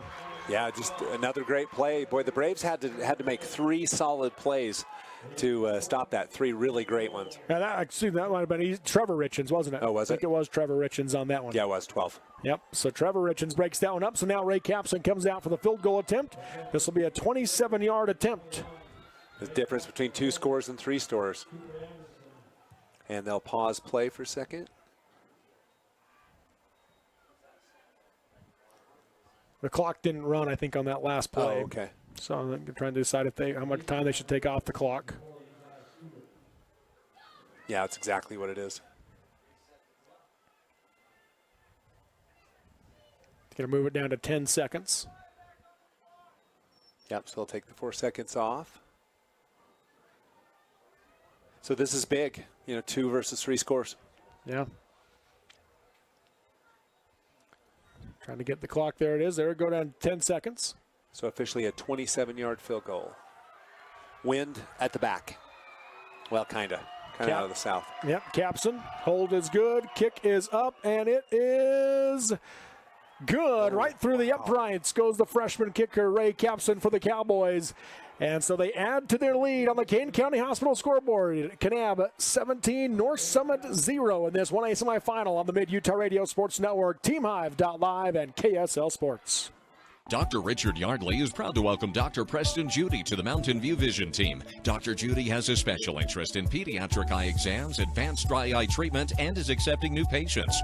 Mountain View Vision Center, serving all of Central Utah, offers comprehensive eye care, specialty contacts, diabetic exams, and the management and treatment of ocular disease. Offering a large inventory of frames and sunglasses, their team will help you find the perfect fit. Keep your vision sharp right here in Richfield with Mountain View Vision, proud sponsor of Central Utah High School Sports. Live high school sports action on Centracom Channel 10 and the Mid-Utah Radio Sports Network. We're back here at Zions Bank Stadium as Kanab has added to their lead 17-0 over North Summit in this semifinal game, and just 6 seconds to go in the half. Capson set to kick it away for the Cowboys. Rolling kick again down the middle of the field. And Smith will pick it up the 15-yard line, tries to find some room in the middle, now bounces to the outside, breaks the tackle, and he'll be brought down at the 39-yard line, and that'll be how the half comes to an end. Austin Avens slow to get up for the Braves. But through 2 quarters of play on the Kane County Hospital scoreboard, it's number 3 Kanab 17, number 2 North Summit 0. We've got your Jones and DeMille Engineering halftime show coming up next on the Mid-Utah Radio Sports Network. TeamHive.live, powered by Centricom and KSL Sports. Mountain Land Supply of Richfield is the Central Utah leader in plumbing, waterworks, turf, and ag irrigation. Mountain Land Supply features an entire line of Rainbird sprinklers and systems for your yard or commercial property and backs it up with an extremely knowledgeable staff that cares about the local community because they live here. Visit them at 2104 South Red Hills Drive in Richfield or call for a showroom appointment 435-896-9606. Mountain Land Supply is proud to sponsor high school sports and wishes the teams, coaches, and players success. Kern River Gas Transmission wishes the Millard Eagles good luck this season and reminds everyone that damage from others digging into a pipeline is one of the main causes of pipeline failures. Never guess where a pipeline is located. Whether you're a farmer, rancher, or homeowner, if you plan to dig, call Blue Stakes to make sure all utilities are marked. Call Blue Stakes at 800-662-4111 or the new national 811 number at least 48 hours before digging. Kern River Gas Transmission Company reminds you to call before you dig. It's free. It's the law. School is back in session, which means cold and flu season isn't far behind. So stop by Service Drug today and receive your flu shot. They have vaccines available for all ages, and most insurances pay 100% of the cost. Service Drug also offers vaccines for other diseases, including shingles and pneumonia. Receive your injection in a private professional environment administered by licensed professionals. Let Service Drug provide your flu shot and receive a $5 coupon good on a $25 purchase and be entered to win a $25 gift certificate as well. Service Drug in Delta and Fillmore, dedicated to your good health and good value.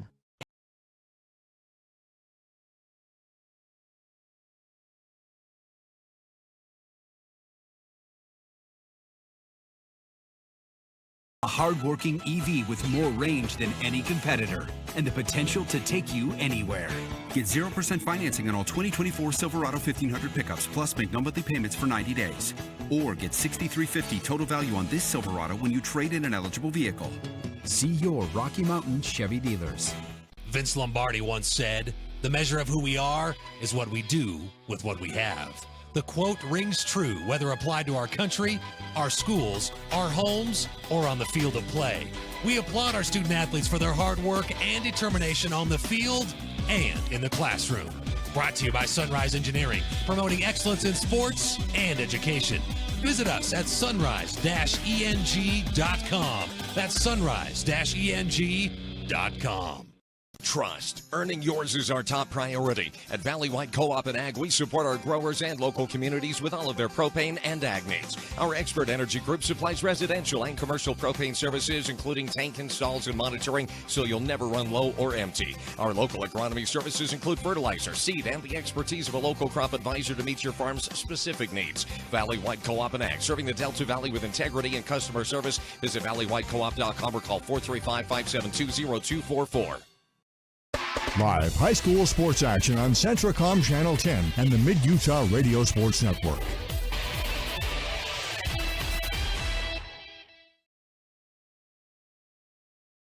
Robert Lovell with you alongside Scott Langford on the Mid-Utah Radio Sports Network. TeamHive.live, powered by Centricom and KSL Sports.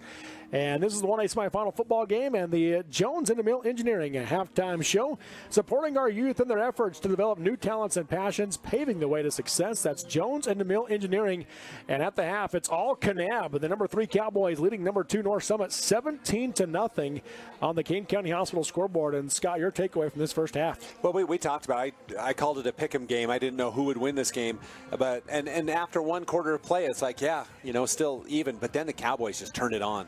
And we've seen, punts and everything else, but really, once the offensive line got going, and then I thought the play calling for the Kanab Cowboys was sensational, as they did a couple things that really caught North Summit flat-footed, and in the end, it's the Kanab Cowboys up 3 scores. But for the North Summit Braves, here's their drives in the first half: punt, downs, and punt.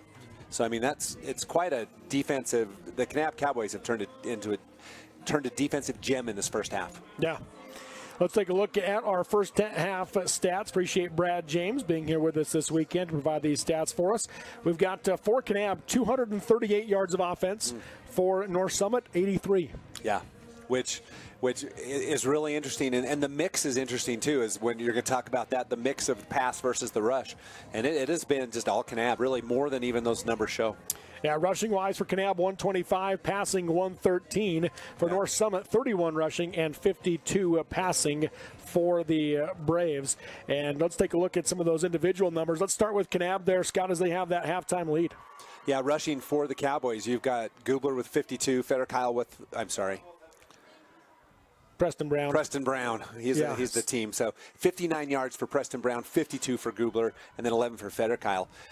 Just a dangerous combination. But, then you look at the passing, you've got half of Kanab's yards are passing. Yeah. That is not consistent on the season. No, not at all consistent on the season. Roscoe with 101 yards. So, great first half here for the Kanab offense, leading receivers. Yeah, Hayden Gubler with 45 to add to his 52 on the ground, so almost 100 yards of combination with those two. Federkyle with 52 receiving, 9 for Willis, and 7 for Kabonic. So just spreading the ball out, lots of dangerous weapons on the field for the Cowboys. So there's the Kanab individual stats. What about North Summit's offense? Jake Smith with only 30 yards. We saw Jake Smith against Beaver up in North Summit run for 239 yards in that game. Unstoppable. But the Kanab Cowboys have really done a great job on Mr. Smith. 30 yards on 8 rushes. So not too much. And Nelson with 5, Avon with 1. 36 total yards on the ground for a rushing team. That's a dangerous stat. the net 31 because there's the negative yardage in there too. That is true. Yeah.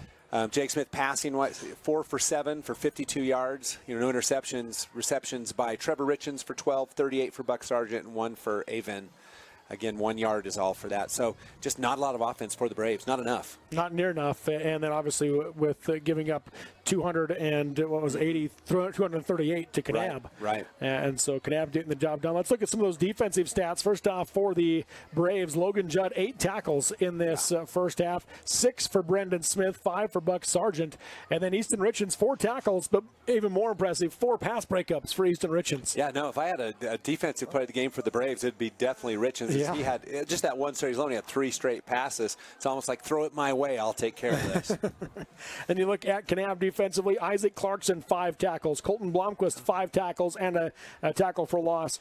And then Latimer Glover, 5 tackles as well. And then Troy Federkyle has got a tackle, but it was a tackle for loss in this one for the Cowboys. No, the Cowboys have put together a complete performance, really suffocating defense, and then the offense came uncorked in that second quarter. This is a pretty dominant performance by the Cowboys in the first half. Yes, it is. And, of course, you have the 27-yard field goal, or 17-yard field goal, by Ray Capson for the Cowboys. No, 27 yards. 27. Yeah, it was from the 17. 27. I was checking my numbers, but yes. I have a 27. Yep, 27-yard field goal there for Ray Capson as well to add to that lead. So 17-0 halftime score here for the Kanab Cowboys. Again, winner moves on to play the Beavers. And with that in mind, let's give you a Houston's Trails and Restaurant score update.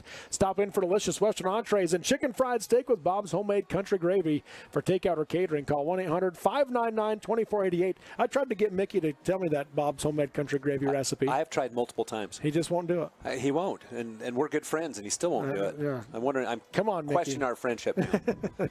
But if you haven't tried it, you're fantastic. missing out. Yeah, I don't stop. I try not to go to Kanab without stopping at Houston's and getting a chicken fried steak. Yeah, great stuff there from Houston's. So earlier today, it was a Beaver over Milford, 21-14, and another great semifinal game there. And then in the 2A semifinal, Delta put up a pretty good fight for a while, but eventually the machine that San Juan is rolled away. 54-14 was the final in that 2A semifinal. Yeah, no surprise as San Juan. I mean, prohibitive favorites in that 2A classification. It's kind of San Juan and then everybody else a ways down. So, it'll take a magical game to defeat the Broncos. That one, I thought Delta played very, very well, and it was a positive for Delta, but just San Juan too strong. Yes, and then, of course, there's one more semifinal tonight. After this one, we'll have the other 2A semifinal with number 2 Emory against number 6 at Summit Academy right here at Zions Bank Stadium. So we'll take another break here inside the Jones Intermill Engineering halftime show and come back and get you ready for the second half. From first downs to touchdowns, the Jones Intermill Engineering team is here to help you tackle the toughest infrastructure issues. That's Jones and DeMille Engineering. At the break on the Kane County Hospital scoreboard, Kanab 17, North Summit 0 on the Mid-Utah Radio Radio Sports Network at TeamHive.live, powered by Centricom and KSL Sports. Hey, y'all, just a reminder to shop Shepherd's Carpet and Flooring, offering windows and glass sales and installation, including window tinting. Shepherd's Carpet and Flooring, 410 North Main in Richfield, has a huge inventory and always sells at rock-bottom prices, and Shepherd's has the service to back it all up. Click shepherdscarpets.com. Carpet, flooring, windows, and glass, and more. Shop Shepherd's Carpet and Flooring, 10 a.m. to 6 p.m. Monday through Friday. Click shepherdscarpets.com and sit back and try to wipe that big old smile off your face. I'm Dr. Winters, a general dentist in Richfield. I invite you to take advantage of our 20 years of experience when it's time to get your wisdom teeth out. We offer IV sedation so you can sleep through the procedure. We are right here in Richfield, so we are close by for all your pre- and post-operative needs. We strive to make the process comfortable, easy, and affordable. Visit wintersdental.com/wisdomteeth or call or text 435-896-6444. This is Nate Christensen at Zions Bank. We're not just your bank, we're your neighbors. And with a branch right around the corner, we're here for you wherever you are. For all your personal and business banking needs, come visit us and let us show you how Zions Bank is for you. These days, kids do a lot of their homework online. They talk to their teachers, they receive assignments, and they do research, all from our kitchen table. That's why I chose Centricom Fiber Internet. They have the fastest and most reliable connection, so my kids can stay on top of their schoolwork. As a urologist, my job includes treating kidney stones, diagnosing, treating prostate cancer, and other disorders of the urinary system. Here at CVMC, specialists and primary care physicians all work very closely together. As a family physician, being able to have continuity of care and direct relationships with our specialists is something we're very fortunate to have here. I'm Dr. David Sewell, board-certified urologist. I'm proud to provide state-of-the-art care here at Central Valley Medical Center. Are you a new CDL license holder? If so, Barney Trucking would like to train and pay you to become a world-class truck driver on state-of-the-art equipment. They also provide you with reliable, courteous support, a fantastic wage, paid holidays, solid benefits, home daily schedules, paid time off, an excellent safety record, and respect. Dependable truck drivers have been Barney Trucking's #1 investment since 1947. Start your outstanding career by applying today at barneyjobs.com. barneyjobs.com. This school year will be different. This year, I'll do my assignments on time. I will listen to my teacher. I solemnly swear. I won't eat any glue. I'll do my homework every night. Every night. Research? No problem. School? I got this. This year will be different. Visit Centricom.com to power your education with the best internet experience. Everyone succeeds with School to the Power of Centricom. Live high school sports action on Centricom Channel 10 and the Mid-Utah Radio Sports Network.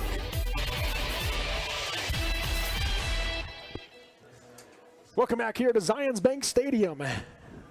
Real Salt Lake, or Salt Lake Academy, I guess is what they refer to it now. Salt Lake Academy in Harriman. Robert Lovell with you alongside Scott Langford. Scott, now let's look ready for the second half in this one. It's all Kanab leading 17-0 over North Summit, and it's worse in the stats than maybe the scoreboard even, as Kanab has just dominated this game. And let's look at our Kane School District keys of the second half, providing students excellent instruction and empowering immeasurable opportunity. Kane County School District, every student, every day. So, Scott, your keys of the second half for these two squads. Well, first of all, for the North Summit Braves down the 3 scores, they are going to have to open the playbook. The Kanab Cowboys have really just bottled up all of the offense. I think, they're going to have to open up the playbook, get Jake Smith in space, let him make some things happen. They've got to find some way to open up this Kanab defense that has really provided a bottleneck on the yardage. On the Kanab side of the ball, it's just business as usual. I think it's been one of the best play calling performances I've seen by a Kanab coaching staff in a while. They made the right adjustments after those first 3 possessions. Then they started changing things up. The pass, became much more dangerous. And I think the adjustment they made with the pass, a couple of key plays, made all the difference. And, business as usual first half to second half for the Kanab Cowboys. Yeah, they've looked very good. Have the Cowboys and now North Summit, as you said, they've got to find something that's going to work. And you talked about it already right there before we went into half, that it's a senior-heavy team. Yeah. A team that they're not used to being here in football, but several of these guys are used to being in a similar situation in basketball. Of course, making it to the state championship last year before losing to Enterprise in that title game. Right. And so they have some experience with it, but it's not quite the same sport to sport, but at least a little bit of an experience there. But they're going to need that senior group, Jake Smith at the top of it, at that quarterback position, to really set the tone in the second half. And I would say if this were a younger team, I would say this game's almost over. Yeah. You know, I mean, especially with Kanab's performance. But this is a senior-laden team, and, you know, the Braves find themselves in a big hole, but not necessarily, you know, completely impossible to come back and win, especially with the team that they have. But it's going to be that senior leadership all together, you know, coming together. A couple of injuries, though, for these kids, too, as Avon and Nelson both come up with, I don't know. I was worried about Avon as he came off the field. And they're talking, he just barely came out of the locker room. The rest of the team was already out there. He just barely came out. And he's got his helmet on, and they were visiting with him, but he looked like he took one and that kind of rung him up a little bit. Yeah, he was wobbly. Yeah, he was wobbly. I'm guessing other people saw that and let the coaching staff know, but he looks good now. Yeah. So, and Nelson's out there playing catch, trying to get Jake Smith warmed up, but you can tell he's still very much favoring that right shoulder. Yeah, I'm not sure what happened to the right arm, but he is really struggling, and you can see it. So I think that there's a chance for North Summit Braves, but you're going to have to see the seniors step up, and they will have to. They can't be conservative in the second half. They were fairly conservative in the first, but Kanab did a really good job, as good a job as I've seen on Jake Smith as long as I've watched him play. Yeah. That was a very good job on a super talented quarterback. Yeah, very true. So there's your Keene School District keys of the second half for these two teams. Also throughout the game, we're looking for that Kanab Drug Player of the Game, featuring a convenient drive-through service, modern pharmacy, and soda fountain with ice cream treats since 1916. That's a Kanab Drug. And I'll tell you what, right now for Kanab, I mean, it's not one guy that's getting the job done. It is a unit working very well together on both sides of the football. Oh, no, the stats spread out all across the field, both sides of the ball. Offensive line dominating, everybody. Defensive line. Yeah, no, this is, you know, if I were to give a player of the game, I would not be able to give you a player of the game for the Kanab Cowboys. I would say all of them, as this has been a complete team performance. And, you know, the stats, there's not even one person really standing out even in the stats. It's all just spread out. You know, even typically on the defensive side of the ball, it's Federkyle. Yep. And even that is spread out. And it's Blomquist is what I was thinking about. So Blomquist, you know, usually there. But even the defensive stats spread out to a team stat. And that's really great news for the Kanab Cowboys. Team stats are by far better than individual stats in football. Yeah, absolutely. That's for sure. Kanab will kick off to start the second half. They'll be kicking left to right. And North Summit will return right to left across your radio dial, TV, and computer screen. They do run Austin Avon out there at kick returner along with Jake Smith, do the Braves. And Avon was injured through most of the season, wasn't he? Yeah, he had some injuries. Yeah.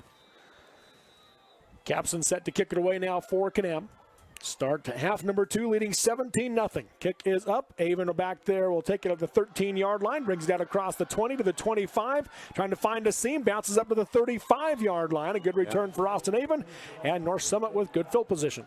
So important for the Braves to start off the second half, you know, with some momentum, and it's a good start. 35 is a good starting field position, and Avon did a good job of getting back up there in respectable distance.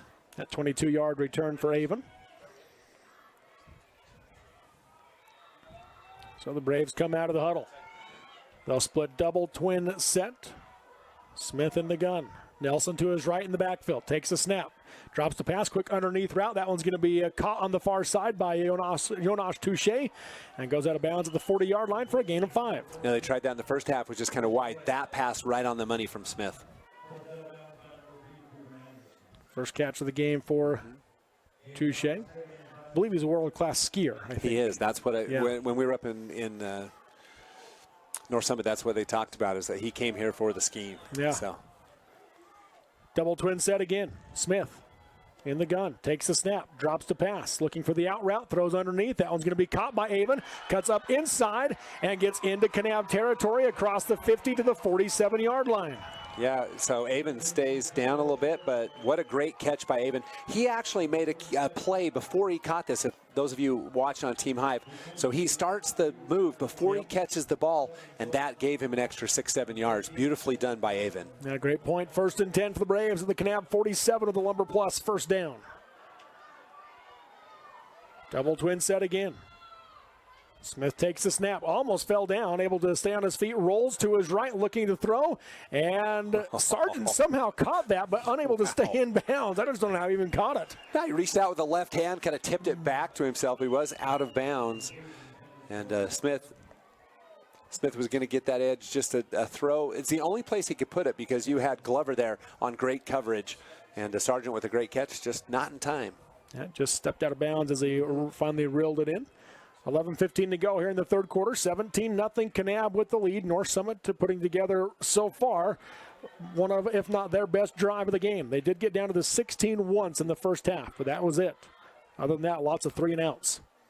Two receivers right, one to the left. Smith tries to pass, and big Wyatt Orton gets a big paw out there to knock it away. Wyatt Orton, a man among boys. As he knocks down Glover. Glover tries to give him the chest bump, and Glover takes the worst of that one. Son of good friend Bucky Orton in Kanab.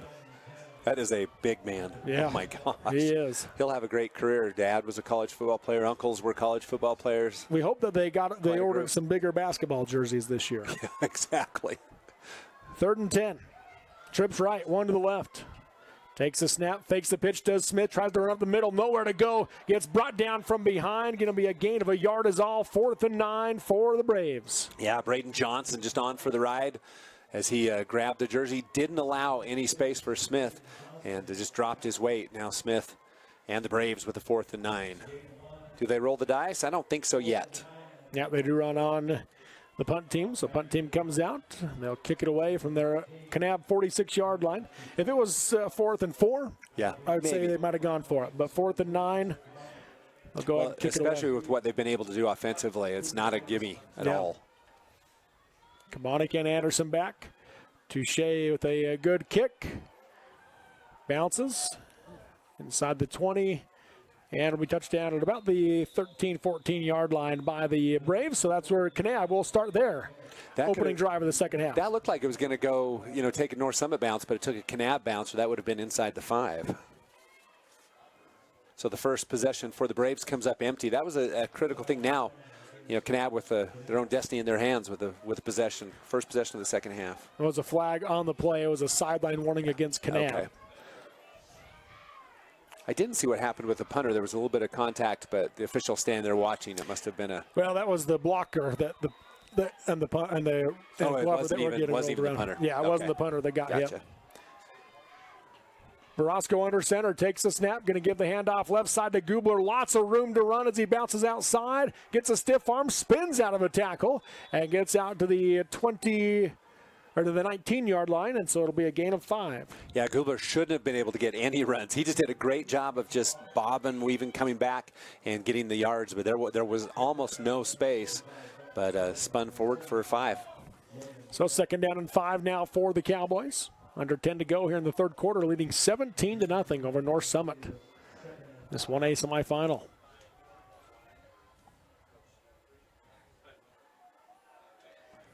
Temps are dropping. It's a little bit cold now. Yeah. 47. Barasco takes a snap.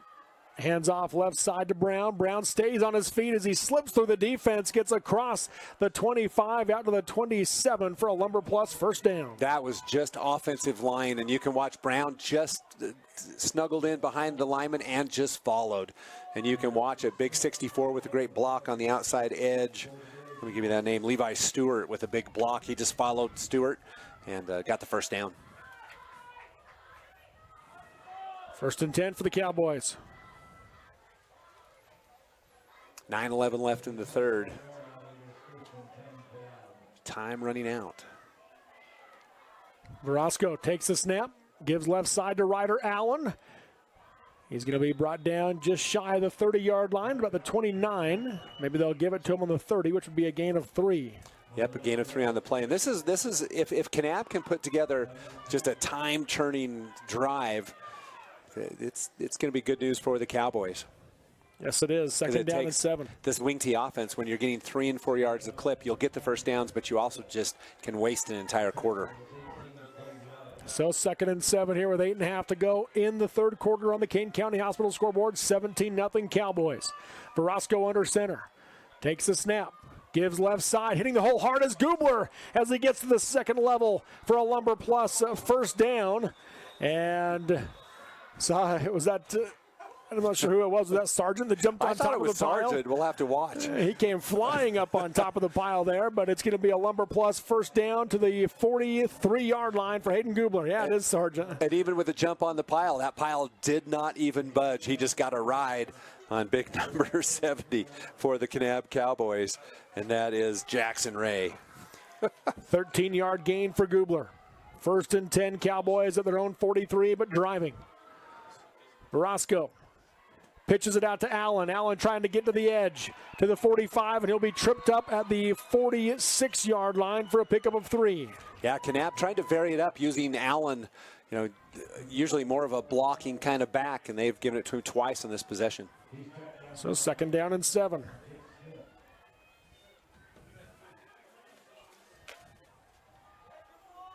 Just Kanab moving just small bits at a time down the field, nearing midfield. Verosco, double wing set, drops the pass, quick pass to the left side. Cabanik gets hit right as the ball gets there, and it falls incomplete. Great play by Trevor Richens. Yeah, Richens timed that perfectly. The pass was right on the money, but the catch right at the right time, perfectly done. Oh, that was coming out already, but a great job. So it makes it 3rd and 7 now for the Cowboys. Live, it looked like he separated the ball, but the ball was already coming out. So now this is a big down for the North Summit Braves. Clock stopped at 7:22. 3rd and 7. Cooper Anderson run the play in. Splits wide left. Still, Robert, all energy to Kanab right now. Oh, yeah. I mean, you can feel it. The wing to the right. Verosco. Counter crisscross handoff comes at 2. Federkyle cuts upfield, and he'll be short of the first down, but he gets across midfield to the 48. 4th and 1 for the Cowboys. Yeah, Federkyle, what a great job he does. And you can watch, he takes the misdirection, the counter, and he just does a great step back to avoid the tackle by number 71, Smith, excuse me, and really nearing the Cowboys. No punter on the field. 4th and 1 at the North Summit 48. Verosco under center. Hard count. Braves don't jump. They flinch, but they don't jump. That's right. You can move. You just can't cross that line. That's right. Now Verosco goes under center again, takes the snap, gives left side to Brown. Brown picks up the first down as he gets across the 45 to the 44. Yeah, great job of blocking. The offensive line of the Kanab Cowboys just owning the line of scrimmage. And honestly, not really even close. You can see all linemen past that original, yard to gain for the first down, and then some. The Kanab offensive line just exerting dominance right now. They are. That's absolutely correct. 1st and 10 to the 44 after a Lumber Plus first down. Lumber Plus in Kanab. Pine River Project is true value at Lumber Plus. 1st and 10. I'll bring Glover tight right. Verosco under center, the wing to the right. Hard count. Nobody moves. Takes the snap. Hands off, coming to the near side to Gubler, was looking to go upfield, now goes back outside to the 35-yard line for a gain of 9. How about a block on that outside edge by Jackson Ray? Those of you watching on Team Hive, just a complete seal block as he takes out number 23, Wolstenhume, and that's really what sprung that for the 9 yards. Great block on the edge. 2nd and 1 for the Cowboys, 5:35 to go in the quarter.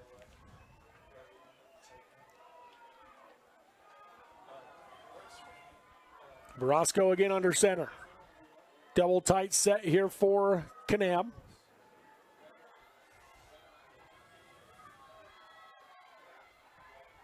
Overloaded to the left side. Handoff on the dive to Brown. Brown right up the middle. Picks up a Lumber Plus first down to the 24-yard line as the chains continue to move for the Cowboys. That is a play designed to pick up 2 or 3 yards, picks up 10. Just the surge of the offensive line.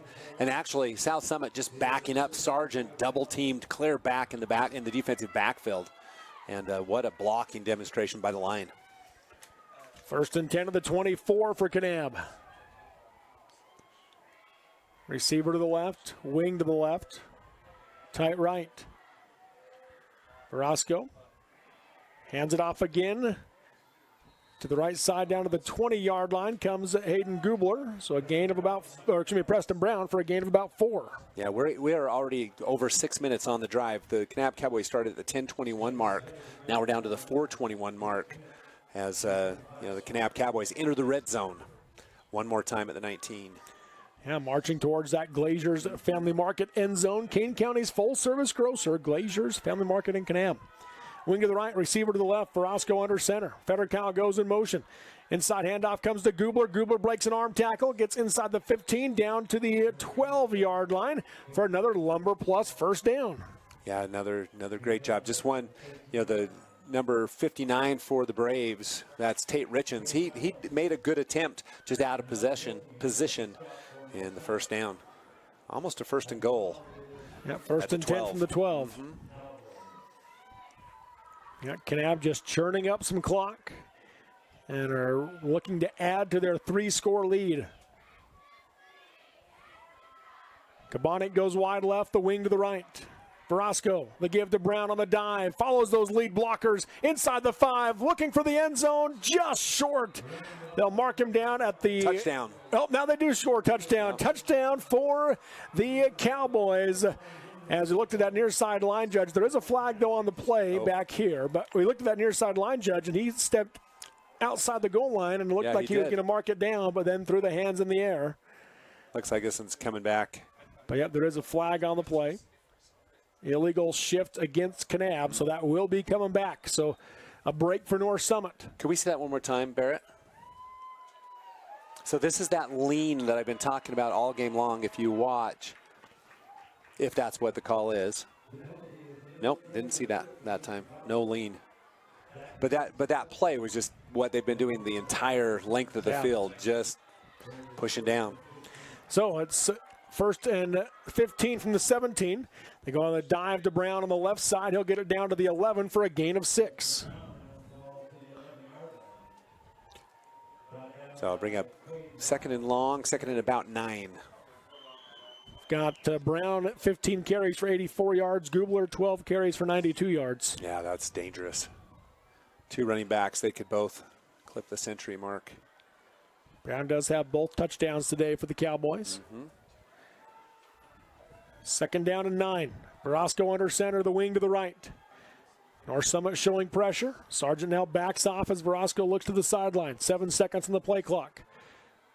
Kanab will talk about it. Yep, they're going to call Honey's Marketplace timeout, groceries, and so much more. That's Honey's Marketplace in Kanab with specialty items like gourmet burgers, crab salads, smoked ribs, fresh cut fruit, and bakery bread made from scratch every day.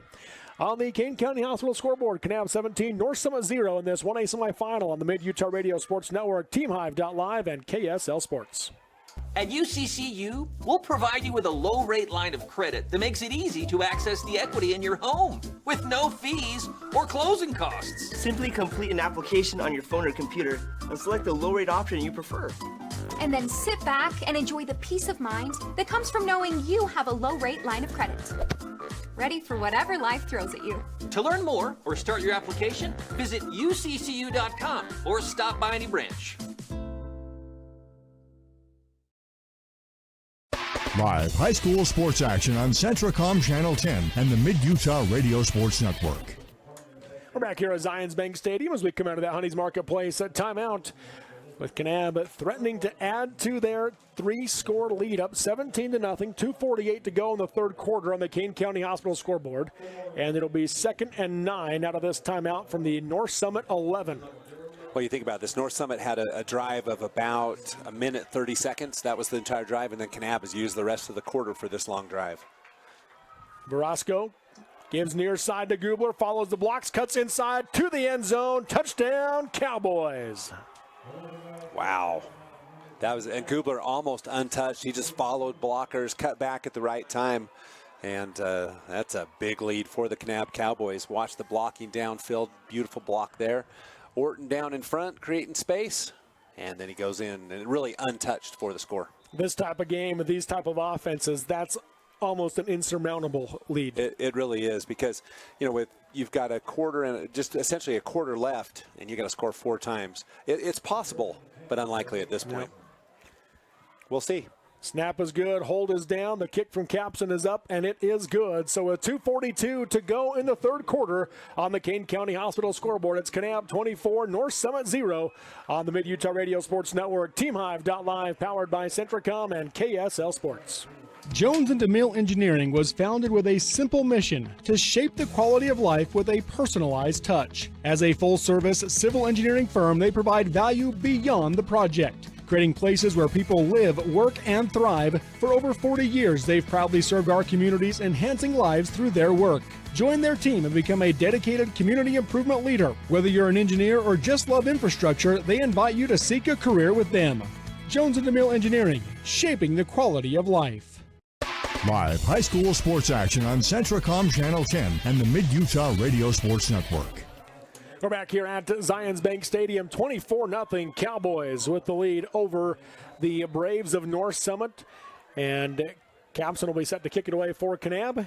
It's now Nelson is back in on the return game for North Summit. So Nelson and Avon back to receive for the Braves. Almost 8 minutes on that last drive, Robert. Yeah, great drive. Rolling kick again, takes a high bounce. Candy hop for Nelson at the 15-yard line. Gets across the 25, breaks the tackle, stays on his feet to the 40. Down the far sideline he goes into Kanab territory to the 30, 20, 10, 5. Touchdown, North Summit. And just like that, life on the Braves sideline. Hey, if you can't score one way, score another. And the Braves, this is the first bit of momentum the Braves have had all game long, and that wipes out, a lot of pain and frustration of that last drive, and they did it in about 15 seconds. And maybe worse news for Kanab as Preston Brown is down on the field back at the 40-yard line, but an 85-yard kickoff return for touchdown for McCade Nelson. Just a great run. He got that, I called it a candy hop. You call those in baseball, right? They get that hop right at your chest, and the ball was rolling, which you can never trust a football bounce, but it took a perfect hop to him. Yeah, well, and we can watch the replay one more time if they can cue that up. And, the Kanab deliberately is kicking that low to the ground so that there's no way that can happen, because they don't want Nelson or Smith or Avon to get the ball, but they're able to, and they do help. Brown up, and he's limping heavily. Yep, favoring that right leg is Brown. So we hope that we get to see him return today, and if they can hold on, if not today, if they can hold on today, we'll hope obviously to see him next week down at SUU. Yeah, absolutely. So huge play for the North Summit Braves, a little bit of life. Sponsored by Nelson. 85 and he did have to break. He had to break a tackle right off the bat, so it wasn't easy. And obviously they're going to go for two because it's still a 3-score game if they get 8 points 3 times. So how far on the kickoff return? 85. 85 yards. Well, that's exciting. So new life for the Braves. That kickoff return was more yards than they had in the whole first half. Wow. That's perspective, huh? Smith takes the snap, rolls to his right, looking to pass, going to throw, and it's going to be caught but out of bounds.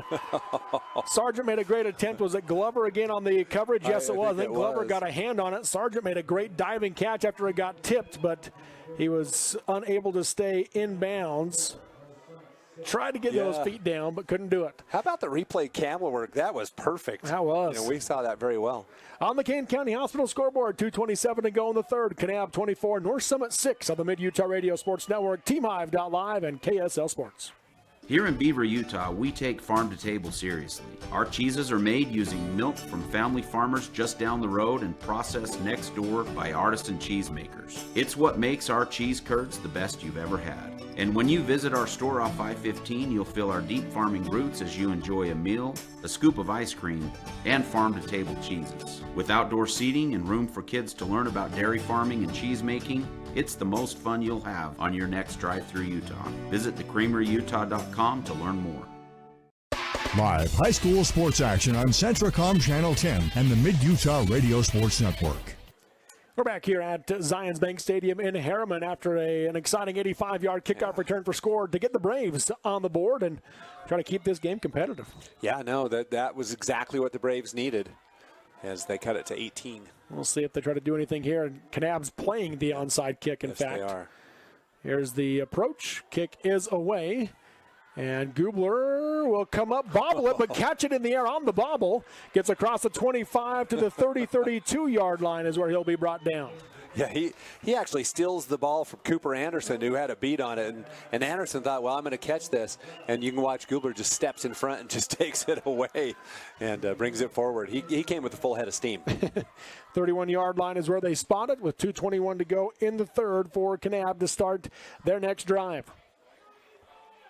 Leading 24-6, and that was big to get this the stop on the 2-point conversion for the Cowboys, as that kept it a 3-score game. Under center goes Verosco, takes the snap, hands off left side to Allen. Allen just lowering the shoulder, powers his way across the 35 to the 36 for a 5-yard gain. Yeah, it's going to be interesting to see if Brown gets back in the game. That was Allen doing his Brown impersonation.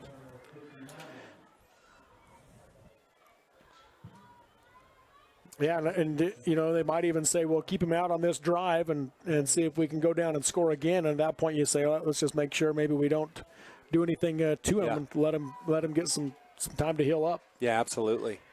You know, and especially if you can get 4 or 5 yards, burn some clock, you've got a comfortable lead, it's 3 scores. You know, just probably time for some conservative. Verosco hands to Gubler. Gubler jumps over the defender that was on the ground across the 40 to the 41 for a Lumber Plus first down. You know, you mentioned Lumber Plus. I just want to give a plug in for sponsors who sponsor all these games. If you're enjoying this broadcast, make sure to shop local. I talk about every broadcast. Resist the click. You know, these people who are sponsoring these games are the people that support your kids and our communities with tax dollars and everything else. So, you know, give them a chance to succeed in your own hometowns. Yeah, absolutely. Appreciate all of our sponsors. Help make these broadcasts possible. Tabonic wide right. Under center goes Verosco. Takes the snap. Handoff comes to the near side to Federcal, cuts back upfield. Ran into a swarm of defenders as he gets cut off at the 44-yard line for a gain of 3, 2nd and 7. Federcal had the edge on that. Now he cut up. Watch this on the replay for those on TeamHive.live. But he goes to the right and has the edge and cuts in. But that edge, there is nothing outside for Federcal. Second down at about 6.5, it looks like, for the Cowboys. Easy for me to say from up here. Yeah. 42 seconds to go in the quarter. This potentially could be the final play of the quarter. Receiver split to the left. Verosco takes the snap. Gives the handoff to Gubler off the left side. Gubler gets it right to the 50-yard line. So a gain of 6 on the carry to make it 3rd and a yard. And if I'm a guessing man, I'm going to say that the Kanab Cowboys, that'll be the last play of this 3rd quarter. Yeah. And that will be the case as they tell them to just work their way to the sideline. So through 3 quarters of play on the Kane County Hospital scoreboard, it is number 3 Kanab 24, number 2 North Summit 6. 4th quarter coming up next on the Mid-Utah Radio Sports Network. TeamHive.live, powered by Centricom and KSL Sports. Bose Auto Parts is a locally owned company, and their mission is to be the leading parts provider by serving their customers, team members, and communities through hard work, integrity, and striving for excellence. Bose Auto Parts has 5 key locations across Utah: St. George, Cedar City, Beaver, Mount Pleasant, and Saratoga Springs. Bose delivers to wherever you are and community you might be in. Between their stores, they have won 16 Platinum Awards, 4 Best of Iron County, 3 Best of Southern Utah, 2 Best Places to Work. That's Bose Auto Parts. The quarterback counts on his O-line for protection in the pocket. In Delta, you can count on Farm Bureau agent Chad Drubay to protect your family's blind side no matter what life throws at you. Chad is there to handle all your auto, home, life, and business insurance needs. Don't scramble around working with multiple insurance companies. Talk to Farm Bureau agent Chad Drubay today and see how he can help protect what matters most. Farm Bureau Life Insurance Company, Farm Bureau Property and Casualty Insurance Company, Western Agricultural Insurance Company. Live high school sports action on Centricom Channel 10 and the Mid-Utah Radio Sports Network. To the 4th quarter we go in this 1A semifinal game. The winner moves on to play number 1 Beaver in the state championship next Saturday at Southern Utah University. And Kanab with a commanding 24-6 lead going into the final 12 minutes. 3rd and 1, Verosco gives left side to Allen, picks up the Lumber Plus first down inside the 45 to the 44-yard line in North Summit territory. Yeah, the Kanab offensive line is just in control of the line of scrimmage. And you can see just, you know, 2 big of lanes, great blocking up the middle. And, you know, what's designed for 1 yard gets 6. And that's been consistent in the second half and the second quarter on. Yep, the offensive line for the Cowboys have just owned this game. And, I mean, as a unit, they're making a case for that Kanab Drug player of the game. Yes, they are. This is a great demonstration. Verosco under center, wing to the left, receiver to the right. Takes the snap. Fakes to, or does give to Allen, and Jake Smith with a great play defensively for a loss of a yard back to the 45. Yeah, that time Smith just comes flying up. Now, he bailed on any type of pass, and he said, I'm going to make a play, and he used his speed to take down Allen. Haven't seen Brown, so they might be exactly what you said, resting Brown in anticipation of next week. I think we hope that everything's okay, and you've got this 3-score lead. You're still moving the ball down the field, seemingly at will right now. Right, short clock. Yep. You got under 11 minutes left in the game. Receiver moves to the left. That's Anderson, the wing to the right. Under center goes Verosco. Takes the snap. Handoff comes to the near side to Gubler. Gubler lowers the shoulder as he gets a full speed down to the 36-yard line for a pickup of 9. Yeah, big chunks of yards for the Cowboys. A score here, and I think this game might be completely in the refrigerator. Right now, the door's cracked. But that's all. 3rd down and 2 for the Cowboys at the North Summit 36-yard line. Need to get to the 34. Yeah. Still another game coming up after this one. Yeah, Emory Summit Academy. Yeah. How do you see that one? You know, you've got to give the edge to Emory. They've played some great football this year, but Summit Academies look good, especially these last few weeks. They've been playing tough, so we'll look forward to how that one plays out. But Emory certainly the edge, and that as that number 2 seed. Handoff to Allen, pieces his way for another Lumber Plus first down to the 32-yard line. Yeah, just too easy for the Cowboys. They are just chewing up the yards. This drive started with 2:27 left, and we're down under 10, so already 4.5 minutes in the drive. We talked about it before. Sometimes, you know, even if the defense can make a stop, if you can chew 7 or 8 minutes with this kind of a lead, that's a win for the offense, even without a score. Yes. 1st and 10 at the North Summit 32-yard line for the Cowboys. 9.5 to go in the game. Verosco under center, the wing to the right. Gubler goes in motion. They give to Gubler on the right side. Cuts back inside, makes a man miss. Flag flies on the play. It'll be a gain of about 7 if it stands. I don't think it'll stand. I didn't see anything on that far edge. We'll see what the call is. It is going to be a hold, though. Right at the line of scrimmage, so it'll take them back 10 yards to the 42-yard line. I do like the adjustment to the holding rule when they made it. I think it, 10 yards is just 10 yards from wherever it is. Much easier than what it used to be. Yeah, but it's the furthest back is the line of scrimmage. So if it happens in the backfield, it doesn't go back. Still just 10 yards. Yep. Yeah. Because there were times where it was a 17-yard penalty or a 15-yard penalty, and now it's just 10. Well, if it's downfield, it's from the spot of the foul. Yeah. But still 10 from there. Yes.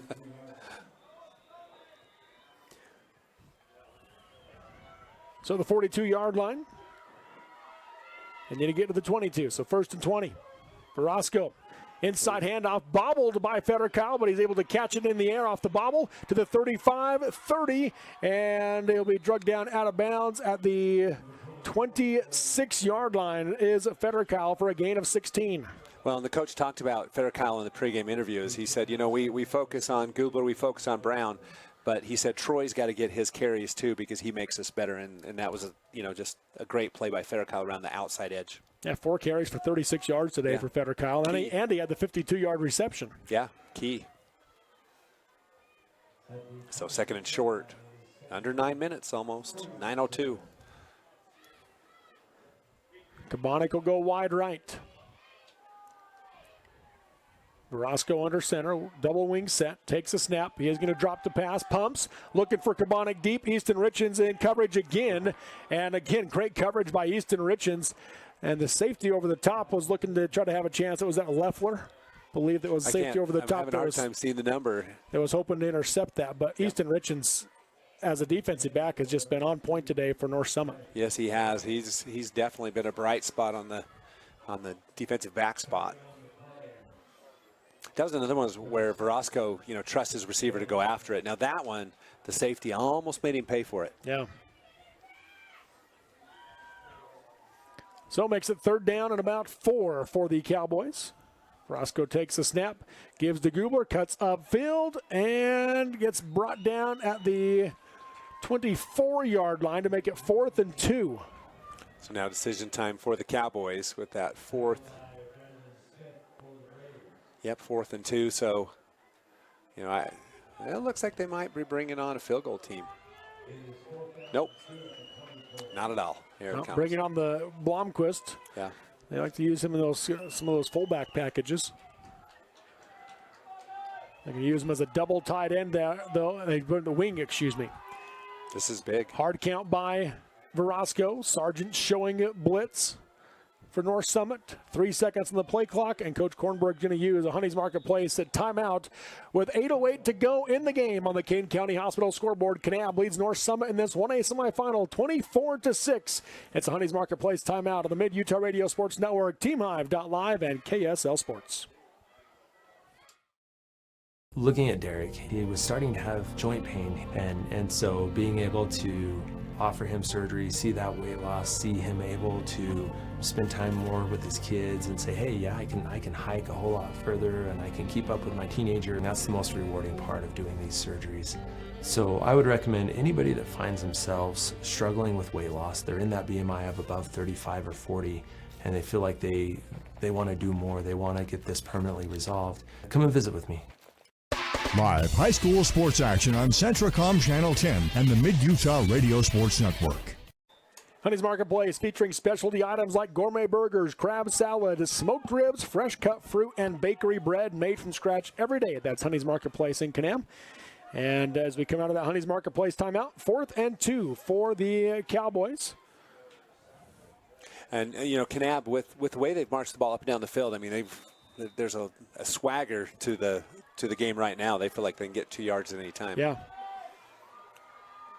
Wing to the left. That's Blomquist. Boy, sends him in motion, does Barasco. Takes a snap. Gives right side to Gubler. Hits the hole hard. Breaks a tackle. Picks up the first down towards the 10-yard line. They needed 2 and got 13 on the play for a Lumber Plus first down. So I talked about the fact that, you know, this has been one of the best play call games I've seen Kanab make. Not that they do a bad job, but this has been a good job. But, you know, North Summit loaded up the box right in the middle. That play just off tackle, off that right side, and just in the right space. Went past all of the girth of the North Summit Braves for that first down. Cowboys looking to add to their lead as they approach the Glaziers Family Market end zone. Under center, Verasco gives to Allen. Allen gets hit and brought down after a gain of 2 to the 9. But it is. I mean, it's 2 yards is almost a given every play at this point. It really is. If not 4 yards is a given. No, it's been pretty, you know, tough sledding, easy sledding for the Cowboys, tough sledding for the defensive line of the North Summit Braves. Kanab's really owned this one. 2nd down and 8. Well, and at this point, even more important, the clock. Yep. You know, I mean, we're down to 7 minutes left in the game, and Kanab just churning the yards out slowly but surely. 7-minute drive so far for the Cowboys. Yeah. Now let that play clock wind down, and everybody went early for Kanab on that one. They just wanted to go in and say hello to North Summit. Go across the line. It is the 9th penalty of the game on the Cowboys for 65 yards. Beaver had several penalties today. Was unexpected. Had some big penalties in that game. You know and it's one of the reasons why the game was so close. Yeah. There were some key penalties that stopped a couple big drives for the Beavers. I don't know how many they ended up having in the game, but I don't remember either. But there was some. I think more than the number and the yardage, they were at key times that stopped drives. So I think there were 3 drives stopped by penalties in that game. 9 for 65 yards for Kanab here. Just 3 for 45 on North Summit.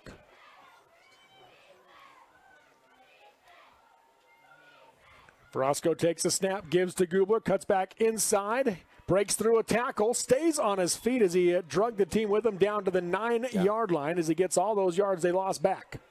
Yeah, Gubler, again, just picks his way through. Gubler, he does a really great job of not overrunning his block. He's not going fast. He's just stopping, picking his spaces, picking his spots.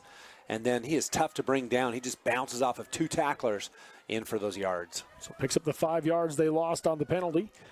That's 3rd and 8 from the 9-yard line in North Summit territory. Clock winding down. It'll be under 6 minutes before they snap it. The Cowboys appear well on their way to Eccles Coliseum at Southern Utah University. Verosco keeps it himself this time on the option. Some extra curriculars happening in the end zone downfield, but a no block flag clearing thrown. the end zone. That ball's going to be spotted. Looks like at the 7, 6 maybe, for a gain of 3. Hard to see on that edge. We've got a glare over there, but it is. That's the first run of the day by Verosco. So 4th down. Yep, 4th and 5. From the 6-yard line. Ray Capson will come out to attempt the field goal. See if they get this off. Oh, boy. Snap is good. Hold is down. The kick is up, and it is good. Money. So Capson delivers again. His second field goal of the game, and on the Kane County Hospital scoreboard with 5:08 to go, it is at Kanab 27, North Summit 6 on the Mid-Utah Radio Sports Network. TeamHive.live, powered by Centricom and KSL Sports. At UCCU, we'll provide you with a low-rate line of credit that makes it easy to access the equity in your home with no fees or closing costs. Just complete an application on your phone or computer, or stop by any branch. My parents know nothing about gaming. I told them we needed Centricom Fiber because it's by far the fastest and most reliable internet speeds. Hey bud, dinner's ready.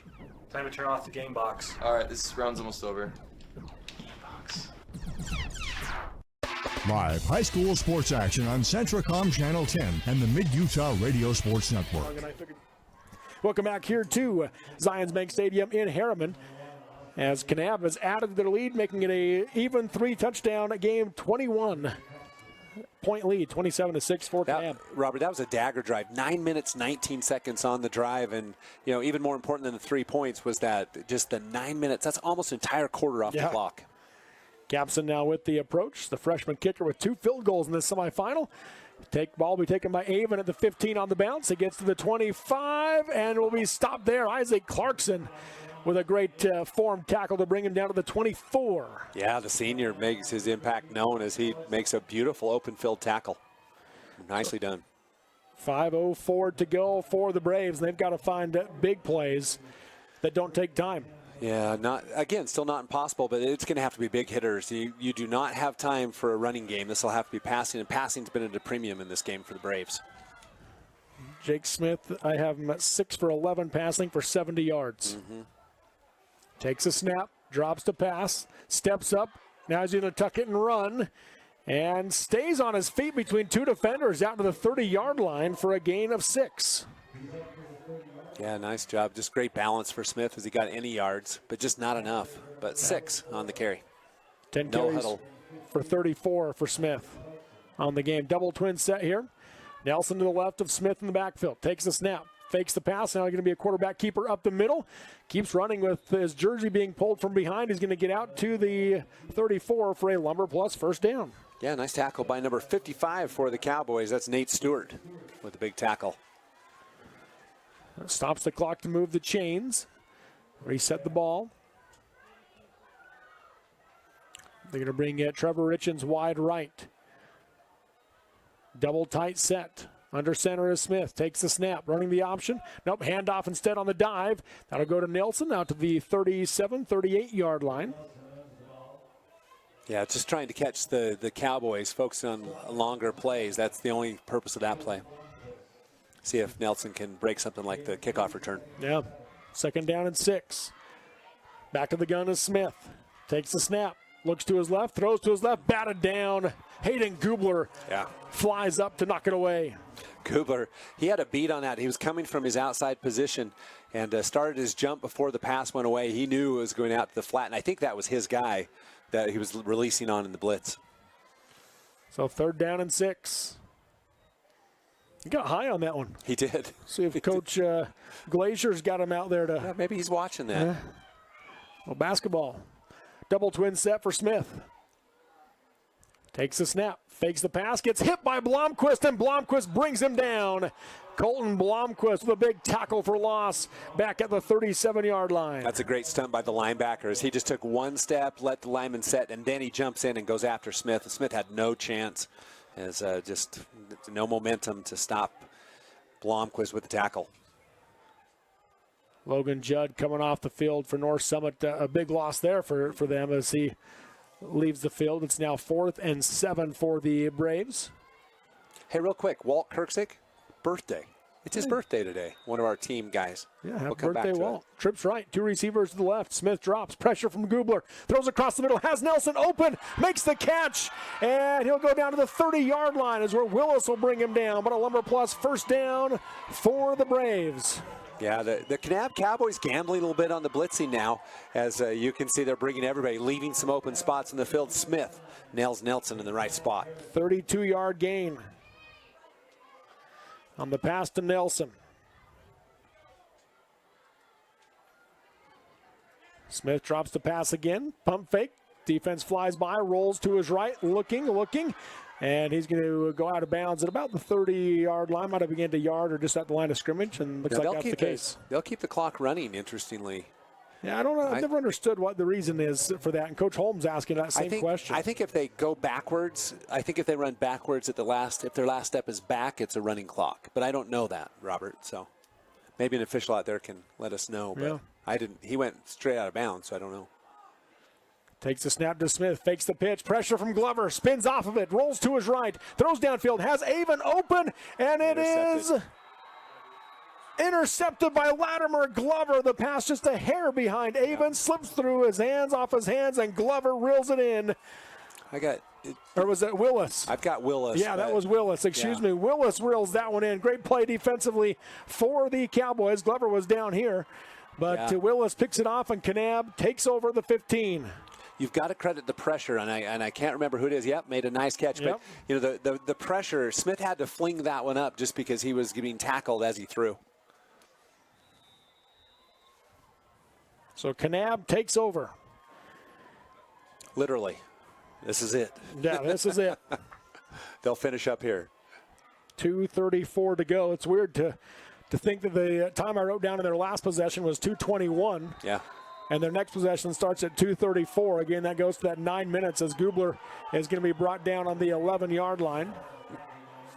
This the offensive lineman for Kanab, he's 20 yards downfield, 25 yards downfield, and North Summit fan didn't really like that. Sustaining the block. Well, we talked about it before the game. Kanab's offensive line very big and very physical. Yeah. And they're putting together their best football of the season just at the right time. Peaking for sure. Lost 5 on that play. 4 on that play. So second down and 14 for the Cowboys. Clock under 2 minutes. Roscoe takes the snap, hands off, and Sargent's on top of him in a hurry. At the 11-yard line. And Coach Holmes is going to go ahead and use a Honey's Marketplace timeout, his first of the second half. Honey's Marketplace, groceries and so much more in Kanab. 1:43 to go in the game on the Kane County Hospital scoreboard. Kanab 27, North Summit 6. The Mid-Utah Radio Sports Network, TeamHive.live, and KSL Sports. Dr. Richard Yardley is proud to welcome Dr. Preston Judy to the Mountain View Vision team. Dr. Judy has a special interest in pediatric eye exams, advanced dry eye treatment, and is accepting new patients.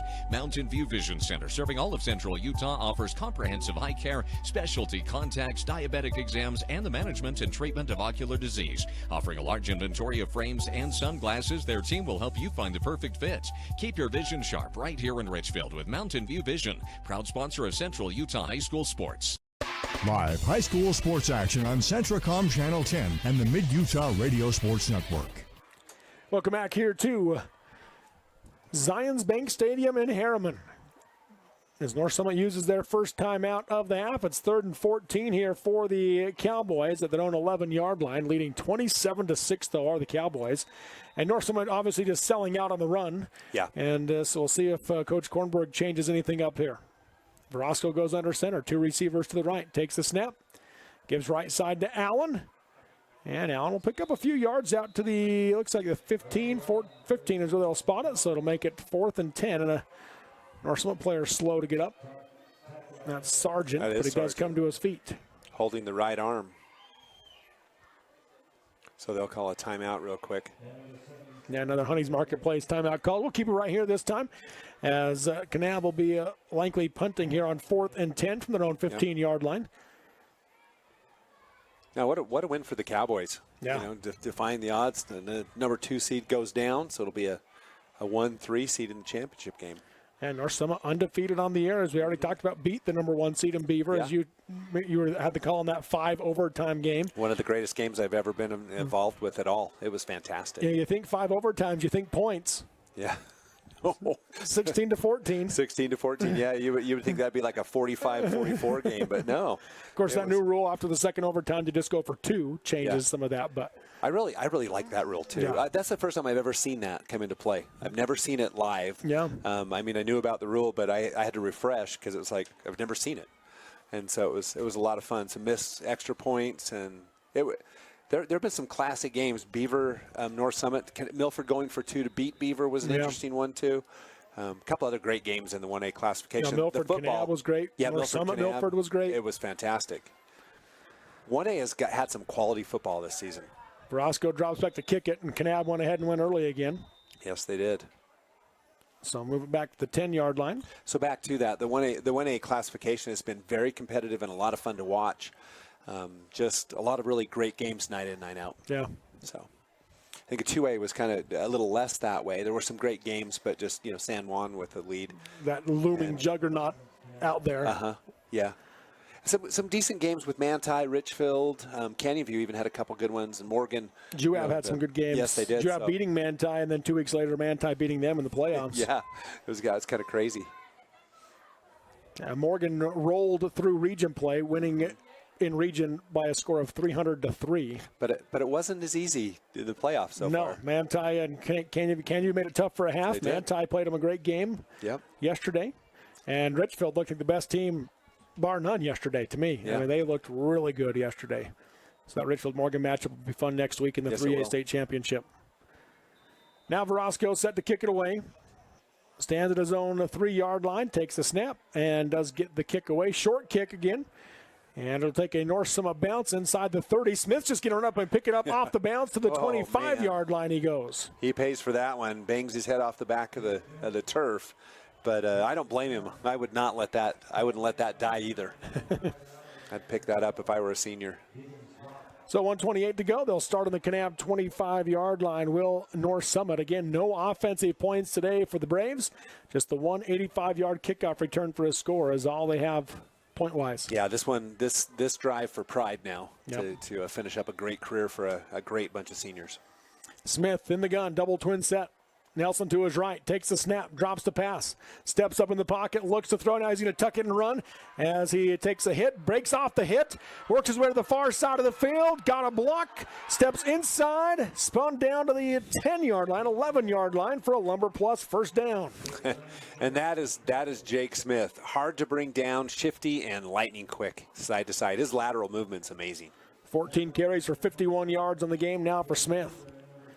But that number alone, 51 yards on 14 carries, tells you what Kanab has done defensively in this game. Unbelievable.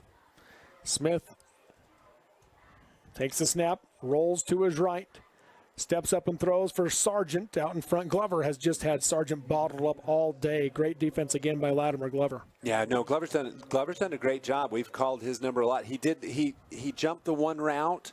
And it's the only mistake I've seen him make. Other than that, he's had some really solid plays in the right place at the right time and some great play from the sophomore Glover. So we'll make it 2nd and 10 at the Kanab 11-yard line for North Summit, trailing Cowboys 27-6 with 56 seconds to go in the game. Kanab on their way to that state championship against a familiar foe. Oh, yeah. One of the state's most familiar rivalries. Yes. Smith takes the snap, looks to his right, steps up, throws underneath route, nearly intercepted by Troy Federkyle as he was looking for Sargent. It falls incomplete. Yeah, Federkyle did a really good job. Just knocked the ball down, just kind of casually. 52 seconds left. Great play by Federkyle. That stomps the clock here with 3rd and 10 from the Kanab 11. Just under a minute to play, so 52 seconds. Trips right, one receiver to the left. Smith fakes right. Now going to tuck it and run, and brought down. Colton Blomquist, and is that Clarkson again that's right there? Nope, 12. Number 12. Deegan Swap Yeah, the sophomore slides in and with the tackle. We haven't called his name at all. No. So just a no gain on the carry to the 11 for Smith. 4th and 10. Clock down to 25 seconds. Really the last gasp for, probably the last play of the season for the Braves. Either a touchdown or not. I mean, they can get a first down, but 5 seconds on the play clock. Smith drops back to pass. Steps up, throws across the middle. Ball's in the air, and it'll fall incomplete as it got popped away. As you had Willis and Glover both there in coverage. And Kanab will take over with 6 seconds left on the 11-yard line, and one knee will do it. Now, if you told me at the start of the game that the Kanab Cowboys could keep the North Summit Braves from scoring an offensive touchdown, I would have taken that bet, Robert. Yeah. I would have said that is not possible. I think, I didn't. I thought the Kanab's defense was good, but I didn't think they'd be able to hold North Summit to no touchdowns. Yeah. No offensive touchdowns. That's pretty remarkable. Just a dominant performance by the Cowboys, especially up front in this game as Verosco takes the snap, takes the knee, and that'll do it to your final. Kanab, or no, let's see. They will call it. I just saw that near side line judge blowing the whistle on us. Yeah. But they will call it 27-6 your final on the Kane County Hospital scoreboard. The Cowboys move on to the state championship. Will play #1 Beaver next Saturday at Southern Utah University as North Summit has their undefeated season go away in the semifinals. A great season and career for this group of seniors for North Summit, and they fall just short here in the semis today. We'll take a break and come back with your Sunrise Engineering postgame show next on the Mid-Utah Radio Sports Network, TeamHive.live, powered by Centricom and KSL Sports. For more than 3 decades, the Intermountain Power Project has served as a model of regional energy cooperation, generating and transmitting coal-fueled electricity to a diverse group of municipal utilities and rural electric cooperatives with operations across 6 U.S. states. Now Intermountain Power is expanding its role as a regional energy hub, including utilizing renewable energy resources. Intermountain Power is proud to support and invest in our central Utah communities. Visit IPAUtah.com to learn more about IPP Renewed. Mountain Land Supply of Richfield is the central Utah leader in plumbing, waterworks, turf, and ag irrigation. Mountain Land Supply features an entire line of Rainbird sprinklers and systems for your yard or commercial property and backs it up with an extremely knowledgeable staff that cares about the local community because they live here. Visit them at 2104 South Red Hills Drive in Richfield or call for a showroom appointment 435-896-9606. Mountain Land Supply is proud to sponsor high school sports and wishes the teams, coaches, and players success. Kern River Gas Transmission wishes the Millard Eagles good luck this season and reminds everyone that damage from others digging into a pipeline is one of the main causes of pipeline failures. Never guess where a pipeline is located. Whether you're a farmer, rancher, or homeowner, if you plan to dig, call Blue Stakes to make sure all utilities are marked. Call Blue Stakes at 800-662-4111 or the new national 811 number at least 48 hours before digging. Kern River Gas Transmission Company reminds you to call before you dig. It's free. It's the law.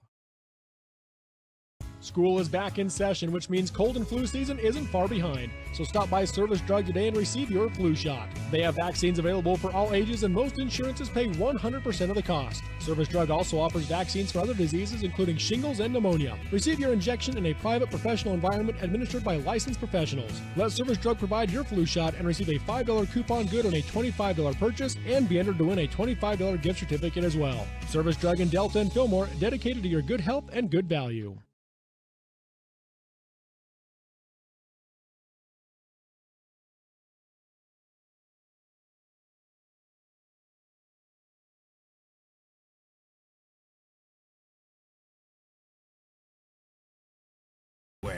Get 0% financing on all 2024 Silverado 1500 pickups, plus make no monthly payments for 90 days.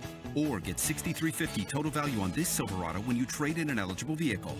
See your Rocky Mountain Chevy dealers. Vince Lombardi once said, "The measure of who we are is what we do with what we have." The quote rings true whether applied to our country, our schools, our homes, or on the field of play. We applaud our student athletes for their hard work and determination on the field and in the classroom.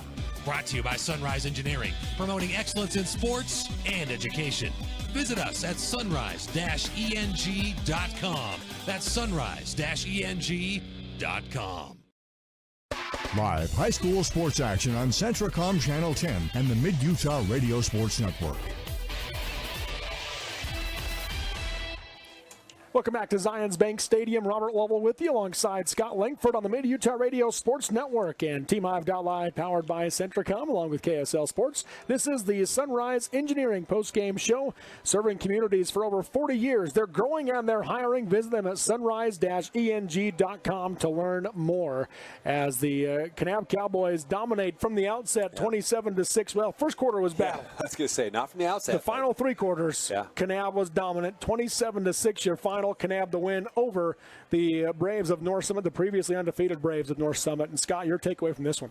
Well, I thought it was going to be a very close game. I would have never ever thought that North Summit would not score an offensive touchdown. Like I said before the break, that was remarkable for me, and I think it's a credit to the Kanab defense. And then on the offensive line, also surprised how dominant the offensive line was against a very large North Summit Brave defensive line as well. But that was the Cowboys owned that one start to finish. And I think the Cowboys peaking at exactly the right time. They looked great tonight. Yeah, they looked really good, that's for sure. And hopefully they'll get Preston Brown back. I hope that he's not injured significantly and will be able to come back for the team as well. Let's take a look now at our final stats. And this one, we appreciate Brad James for providing these for us. And he's got Kanab finishing with 409 yards. Wow. Compared to North Summit's 161. That's unbelievable. Unbelievable. As Kanab goes 296 on the ground, 113 through the air. The Braves 59 on the ground, 102 through the air.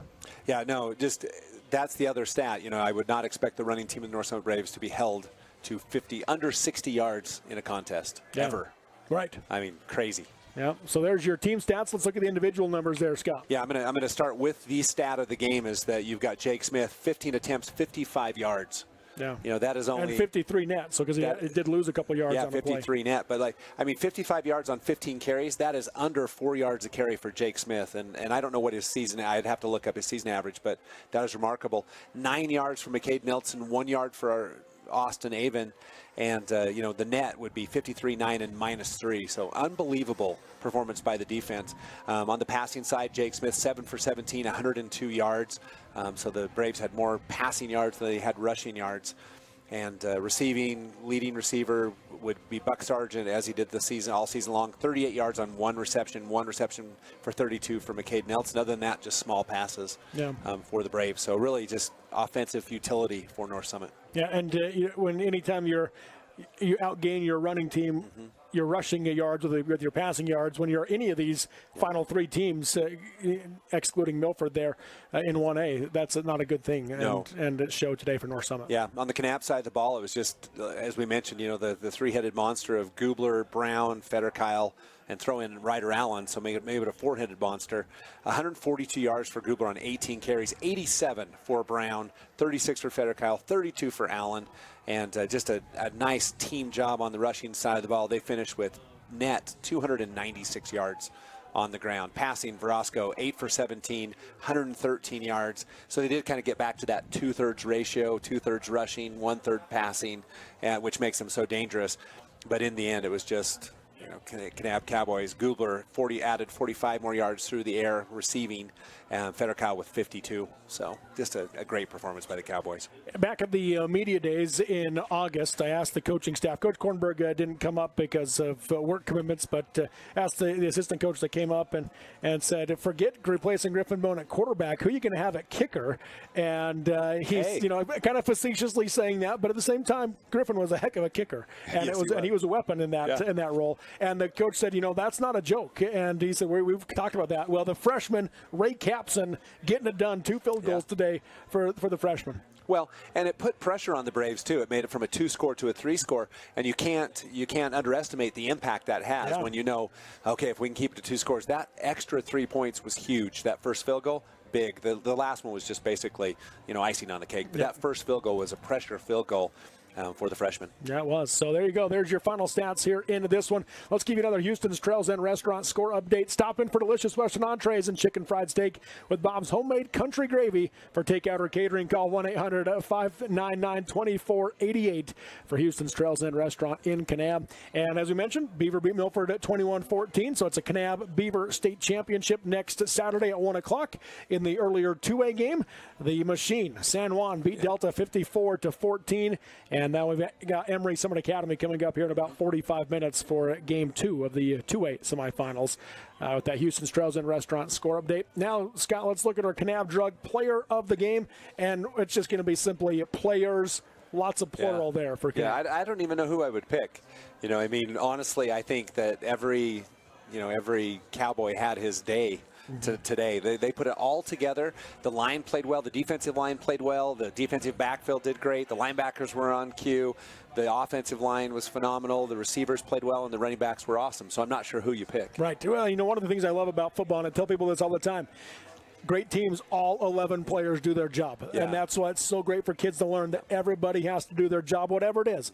The guys that score the touchdowns get the glory, but all 11 have to get the job done for that to happen. It's a team sport. Today, all 11 on both sides got the job done for Kanab.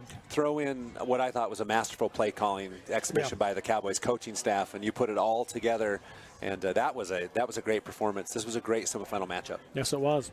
For the Cowboys. Yeah, so for the Kanab Drug player of the game, everyone. The Kanab Cowboys.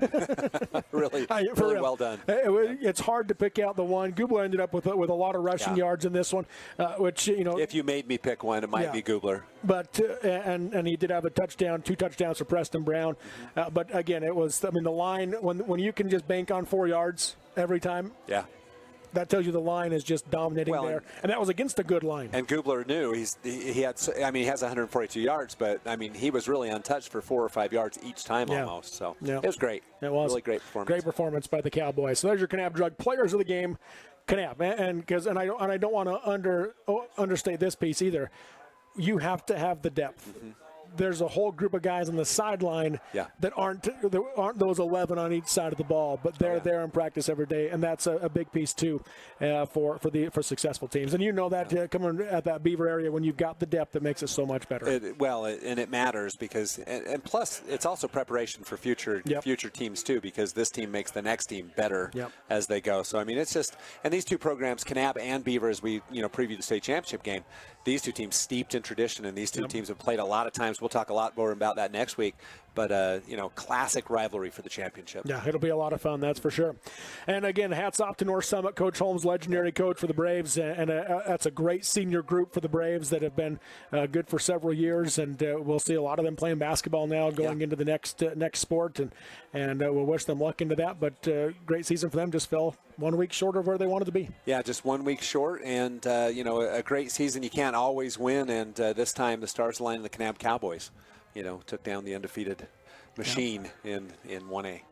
So that's going to do it for us here at Zions Bank Stadium. This has been the Sunrise Engineering post-game show promoting athletic and academic excellence at Sunrise Engineering. Visit them at sunrise-eng.com. Again, appreciate Scott Langford on the call with me here tonight. And again, a great crew. We've had several here today. Adam Coombs, of course, Barry Hilton behind us on the controls, and Joe Williams, Claire Hilton here.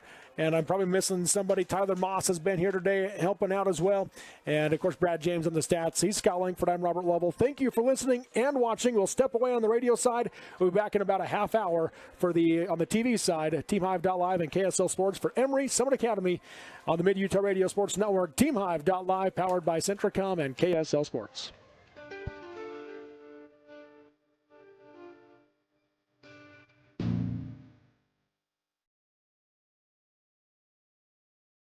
You've been listening to exciting high school football action on South Central Utah's sports leaders, Mid-Utah Radio and Centricom Channel 10. This sports broadcast has been brought to you by sports-minded sponsors throughout South Central Utah. Join us next time for more exciting high school football action on Centricom Channel 10 and Mid-Utah Radio.